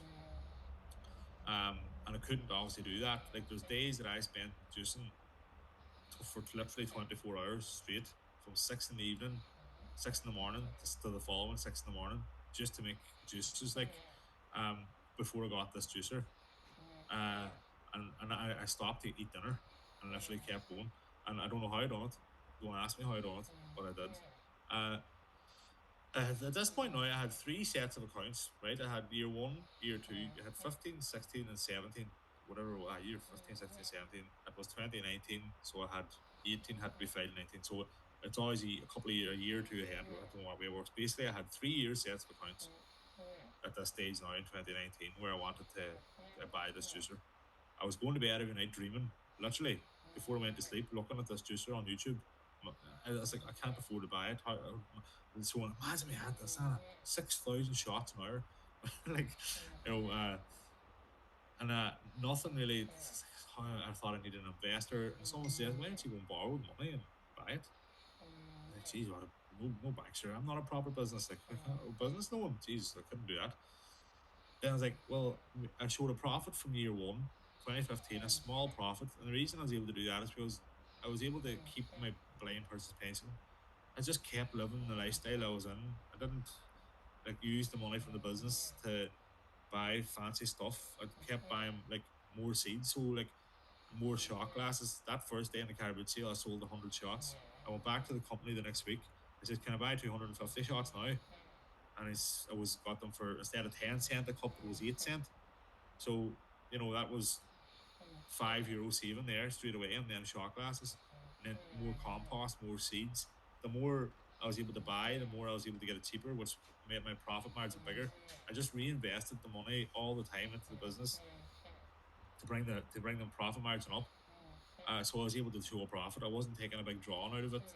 I was able to keep the money in the business and keep growing it and keep pushing on. So I was able to show a profit from year one, two, three, which impressed the bank manager. I remember sitting in that day with the bank manager again, back in that place, sitting waiting in a chair in the bank, thinking this man is going to laugh me out the door whenever he sees I want to buy a juicer to press wheatgrass juice, and he's going to say, "Come back to me when you're a proper business." Literally, this is what I was thinking. I'm not a proper business yet. Completely, like, not looking at my experience that I had gone over the last 3 years, like in the market and all the different things and stuff like that. So, obviously, we went down to the bank, we went through everything, an hour and a half sitting in there going through paperwork. He was showing me a video of Steve Jobs. He was like business minded himself, and really impressive video. And he was impressed with all our thing. He's looking at all these screens, and he was right.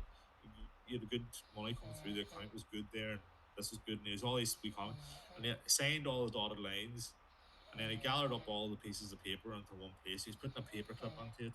He's running about photocopying stuff and out.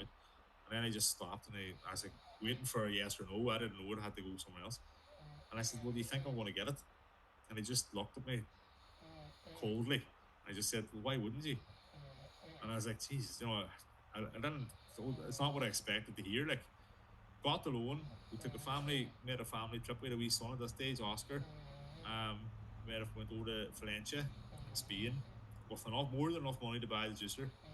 And a load of stock and a load of money to get myself to buy pallets of this and pallets of that and boxes. I made sure to take out enough money that I could actually not only buy the juicer but buy enough stuff to get me set up for the first bottles and batch, loads of stuff to get me going. So we went down there actually that day, and I was like, I didn't realize I was just so happy to have the money to buy the juicer that we went into this. We were taken into this big boardroom with our name on the door, and with her name on the door, and I soon realized I was like, "Jeez, this is like buying a car." I was like, "I can haggle." So then I started to haggle, and I actually got a good bit off the price. I was just so delighted that I was just ready to go. And there's the check, right? Give me the juicer, and then I kind of like that was the funniest part of the story. But we got the juicer home after eagerly waiting for it, and got it into a wee juicing kitchen upstairs in the unit that we went. You can see the blast freezer there to the right, our prep table. So everything started there, prepped it, squeezed it, poured it into the blast freezer. It was a good wee system we had in place. Um, and now we're able to scale up. So now this is our product range. So with the wheatgrass shots, which we rebranded then to NatNut, which means natural nutrition. We did turmeric root shots now as well because we have piles of capacity to make. And we also started these Believe, Achieve, and Grow, which are 250 ml drinks. Empowered cold pressed juice, which are fruit and vegetable drinks. So the products on the left, sorry, you'll find them in the freezers, like beside frozen berries and frozen. People would buy them along with their like week shopping because it's a week supply. So you'd put it in your trolley, put it in your freezer at home, and take a shot at it every week. The pictures on the right, you'll find in what we call the impulse section in shops where people are going to buy like maybe a coffee or a deli, a sandwich, and a drink, or like a bag of crisps. The quick. They don't really think about it, and I wanted a piece of that because like the turnover is much quicker. Like it's the volume of sales is much higher. Um, Although the margins are less, but I wanted to be basically I wanted to be in the back of the shop, which is where the grocery is. I wanted to be in the front of the shop where the impulse is, and that's generally the way shops are laid out. Supermarkets are impulse at the front and grocery at the back. And I just wanted kind of a wee bit of an even spread. I wanted the people who are bringing their trolley in and who are just nipping in with no trolley, and I wanted to be in the drinks where there was no real thought involved in it. People scan whatever jumps out at them, they pick it up. So I wanted to name the product kind of a bit about myself, like empowered, how I felt empowered, what it meant to the customer. It's empowered with superfoods, empowered with wheatgrass, empowered with turmeric, empowered with beetroot. But to me, it's empowered. That empowerment is what I got from going self-employed, becoming an entrepreneur, leading the life that we have now. It's like a sense of empowerment of being able to go from standing outside a garage, humiliated, to to basically being able to do whatever you want to do business wise. To make choices, you can start this, you can do that, you can try this, and you can explore, like, that sense of empowerment that I got from being a self-employed entrepreneur. And then believe, achieve, and grow. So like believe, that wee bit of belief that I got to myself, whenever Colette said yes, whenever that first person bought that week's supply, to when the bank manager said yes to the loan, to that belief was grown to make me achieve more. Now we have a full range of products. This was dream, like a dream come true to me, having these, um and then grow the growth. Personally, like, I'm not the person I was whenever I was standing outside that garage. I'm not that person anymore. I have grown. I've learned things about myself that I didn't know I had. I didn't know I think I'm a good leader. We employ a fair amount of people that I get down on the ground with them. I lead from the front. I'm going down to Dublin tomorrow. We've a team of lads on the ground, and we've a team of ladies too that work in production in the office. And I didn't know I had all this kind of capacity. So now I wanted to get out and get these products into all the stores like I set out to do. And one of the ways to do that is through the Food Academy program with Musgraves, which is Super Value Food Academy. Is like a section within the store where they give shelf space to sort of small local producers. Um, we had already been supplying all the supervisors, but by this stage now we were supplying like the 7 supervisors in Donegal, a few centres, but we were just driving around in the car in the cooler box and doing deliveries into stores, and we were doing tastings on a Saturday and a Friday, and we were promoting our product. But then we joined the Food Academy. So how the Food Academy works is you join the Food Academy, they approve your product. We already went in the back doors of the stores without going through Food Academy. They give you this. They give you a listing on your whatever your local stores are of your county, the super values, and they say you can put your products in there.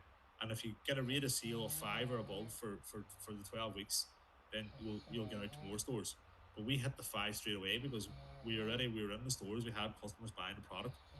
Within a few weeks, Musgraves were ringing saying, "Look, we want your products into more stores. Where do you want to go?" As well, Dublin, Wexford. Well, you can go on ahead. We'll get you listings. You just need to get yourself a distributor. I was like, well, where do I get one of those? Because like, how do I get one of them? And they goes, well, we have nothing to do with that. There, that's up to you. So that's led me in the end. That's led into the new part of our business venture.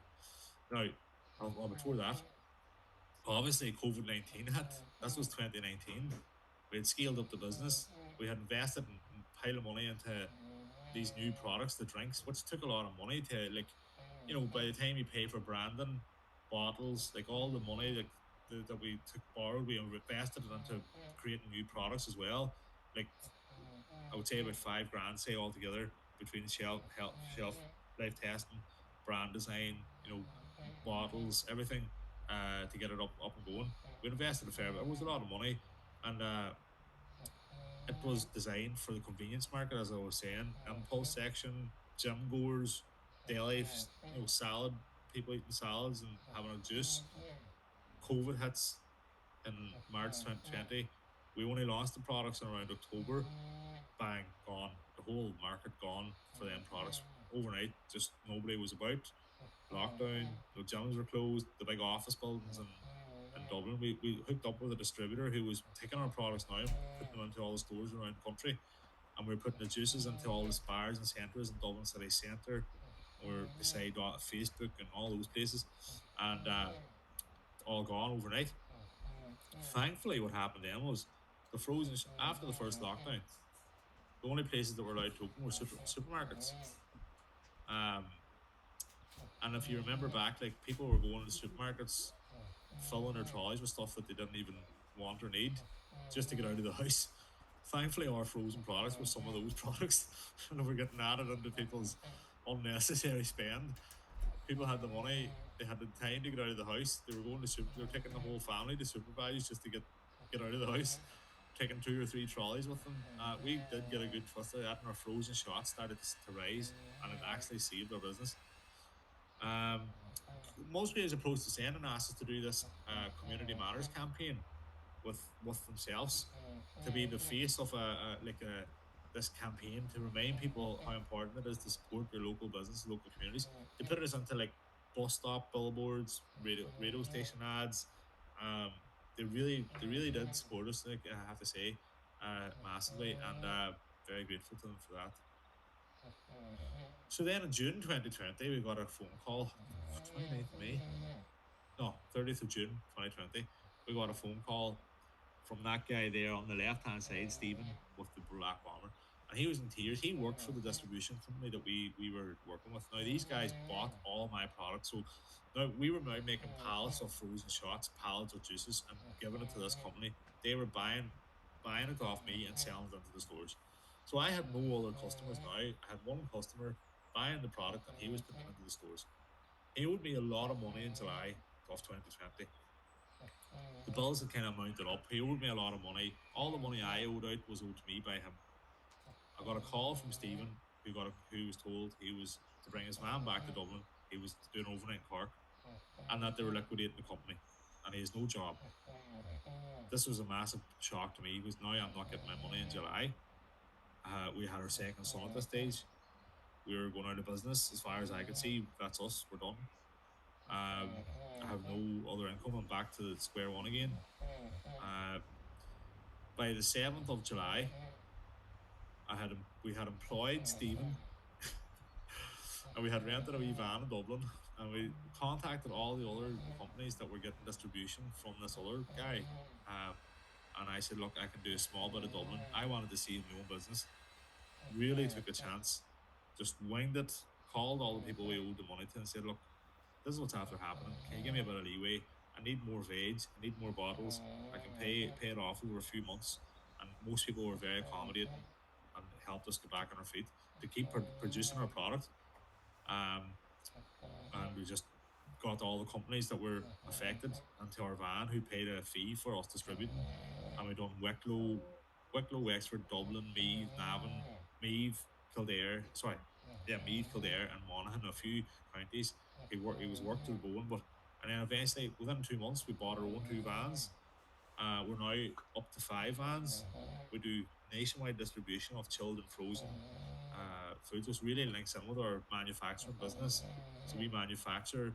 Um, we're a distributor, a producer, and we're on the ground. We know what producers need from a distribution perspective. We basically put together a distribution business that I would have wanted someone to do. And I wanted to do this because, like, when it comes to chilled and frozen distribution in Ireland, it's very hard to get one person, one company who gets in out of the van, walks into the shop, and does all the things that you would do as a producer, making the space, taking pictures, tidying it up, putting points of sale out, making it look nice, finding the best space. Most distributors will just drop stuff at the back door and leave it there for the staff to look after, whereas we do it differently.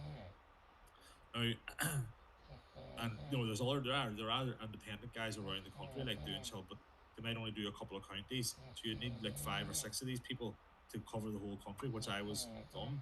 So this is what we've set out to do. We have a depot in Donegal, Dublin, and Cork with 5 vans scattered all over the country, doing deliveries all around. Uh, And that's been, that's led to us being able to buy one of the companies that we were doing distribution for, my Apricot Kitchen. We were able to buy her out. She wasn't able, health wise, not able to produce anymore. We were able to buy her out. And now with that other food business, now we've outsourced the production of that to a different kitchen in Dublin to make it for us. And look, as I said, the opportunities come in all the time. Um, and having said all that, like the work involved in it is massive. There's huge amounts of stress at times. Um, and we are getting better as Anna works full time in the business now as well. Um, we have the different amounts of staff. We have van drivers. We have people in production now. We have office staff. We have warehouse staff. And the business has grown and continues to grow. And you know, I don't know at what point you get to where you say it's done. I don't know where that point comes. Like, but because it's just things keep emerging, things keep coming up, and you want to keep moving forward. But just managing everything is something that we have to learn how to adapt to do, because what we're managing is a fairly sizable business now. There's lots of moving parts, and all those moving parts can become very. You have to make sure you have your eye on all these moving parts. Otherwise, you miss something, and that can add stress next week. So we're just trying to watch all that and that part of it. But for me personally, I as I said to you before, I've gone from standing outside a garage, thinking how the game was up. How am I going? It didn't work. The strategy didn't work too well, but just not saying anything and bluffing it, to kind of being here now and having all these things in front of me. And I personally feel like, God, there's lots of scope to grow here and develop and bring on more and turn it, keep growing the business and ultimately become, not only a producer of really good products, but a distributor of a high service quality as well. And we're constantly getting knocks on the doors from other brands that want distribution and all that there. So look, the, I don't feel like, we work very, very, very hard. The reward that we get out of it is massive for me. I'm sure the same for Anna. Uh, but for me, like it's more than just a job. Like it's a way of life now for me. And uh, to go from the place of, geez, how am I going to provide for my family? I can't even sweep a floor in the garage to this, to where what we have now has been such a liberating experience. And the key link in the middle was the DLDC, that bridge over that sort of gap was the DLDC, because I wouldn't have ventured out there without them. That's an old one there. Aldi. We were going to go to Aldi, but then we pulled out. So some of the things that have helped me are Steve Jobs. Some of the books. I obviously listen to books. I travel a lot. I'm on the bus a lot. Going to Dublin, going to our different warehouses, and I use the opportunity to try and listen. I love listening to other people's stories, especially businesses that are quite big brands that are just there. They seem to just appear. But whenever you listen to their stories, you learn that they just didn't appear out of nowhere. They actually came through some tricky times. Uh, Steve Jobs, really good listen to him. We started Apple in a garage off the side of his house, was adopted, was a unique character, to say the least. He got fired from his own company, and then he got back into it then, and really interesting story of how he built it up. Ice Cream Social, like I would highly recommend, just if he's are about, if you're out and about on the road, or whatever, download a book, Audible, and start listening to some books and stuff, and just start getting your head into um, listening to other people's stories, because it really does spur you on. Ice Cream Social, Ben and Jerry talk about the company culture and what your company offers to other people. What does it offer to your community? The community's given to you. What are you giving back? And I find that concept quite interesting to think about whenever you are and about your community, taking care of your business. Is it all about taking, or are you giving a bit too? That's important. Just an important thing to consider. Um, this is book here on the left is probably my favorite book of all, and it's called Shoe Dog: The Story of Nike by Phil Knight, who created Nike. and it talks about the brand, how he started, and it's just an amazing read. Listen, uh, the things that that man went through and twists and turns his business took, it's crazy. But it's a brilliant story as well, you know, of how someone started from literally an idea while he was out running to being the brand that we know today, and all the pitfalls and managing staff and all the everything. And I could, it's brilliant. And then the Seven Habits of Highly Effective People. This is a very, it's a very old book, but a lot of people have. Actually, the guy, the landlord that we rent, he said he studied this book in university.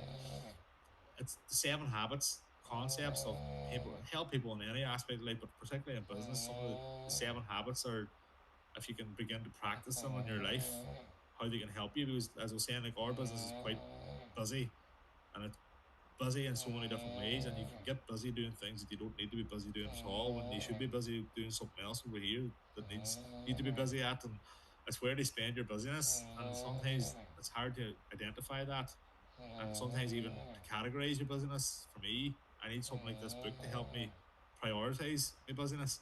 And I wouldn't have been able to even, I wouldn't have known about the concept of prioritizing your busyness until I read, listened to this book, and they talk about things that, you know, interpersonal skills and stuff like that there, that will be very important for us whenever we're trying to deal with, like we deal with so many different staff, like store managers, uh, you know, staff, different people like that there. And that brings me back then to the car boot sale. When I was standing there speaking to people, selling my product, listening to people's feedback, sometimes constructive, sometimes positive, and being able to manage that when you just feel like, you know, shouting, "Would you ever shut up?" and whatever, the natural urge, and being able to manage all those emotions. Like, I'm going in the stores now, some super value stores, and we could be bringing in 20 different products into the stores from, and we could be, you know, the store could be happy, they might not be happy about certain products, they might want more deals. And I'm standing out, and the skills I learned at the car boot sale, I'm adopting now in super value Black Rock and Dublin, and wherever I'm at, I'm using that sort of skill of listening, trying not to lose the head, being empathetic, all the stuff, just trying to sell my product, and create a good service.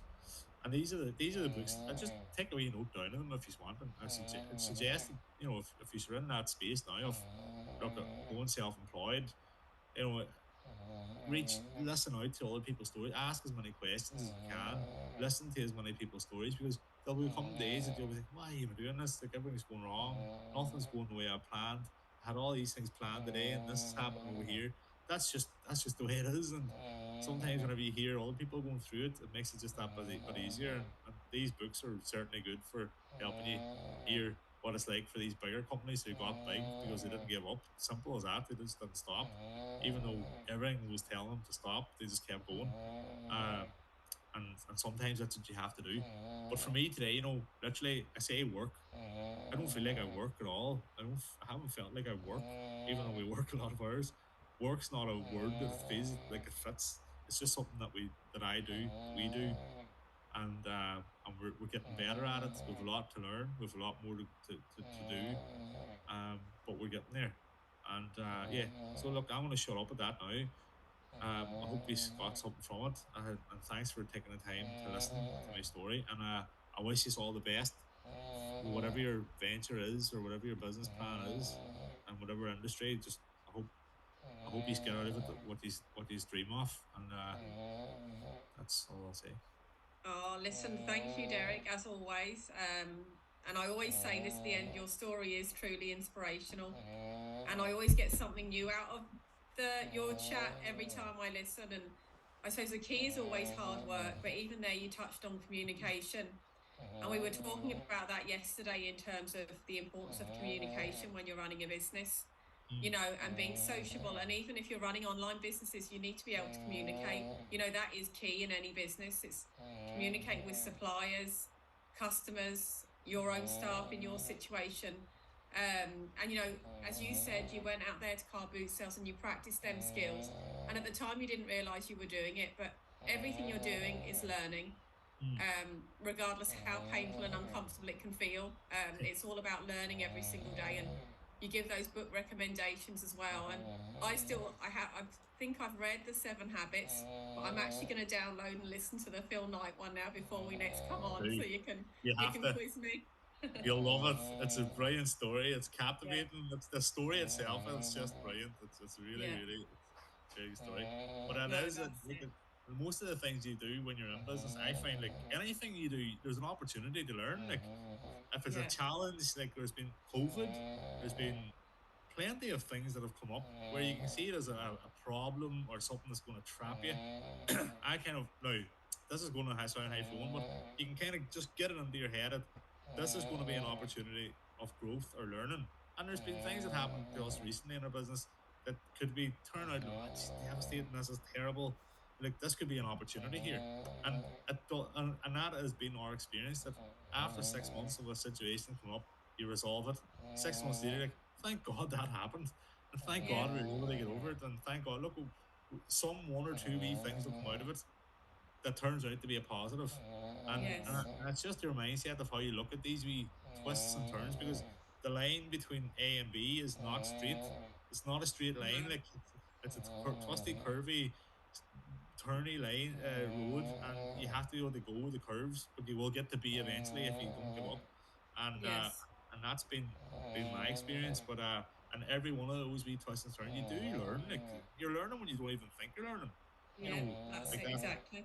Yeah, like Oh. Well, look, thanks again, Derek, and thank you everyone for taking part over the last couple of days. I'll stay online here now for a few minutes if there's any questions. Otherwise, you'll get these slides shortly, and please feel free to reach out and chat to us just to progress things forward in terms of your own sort of journey now in your own businesses. So, look, thanks again, Derek, and thank you, everyone. No bother. Thanks very much, folks. All the best. Take care, Derek. Bye now. Now, thank you, everybody. I'll stay on just for a few minutes here. And look, if I'm not chatting to you, enjoy the rest of your day. And I'll be chatting to you soon. Take care. All right. Thanks, Pauline. Thank you now. Thanks Bye very now. much. Thank you. Take care. See you now. Take care.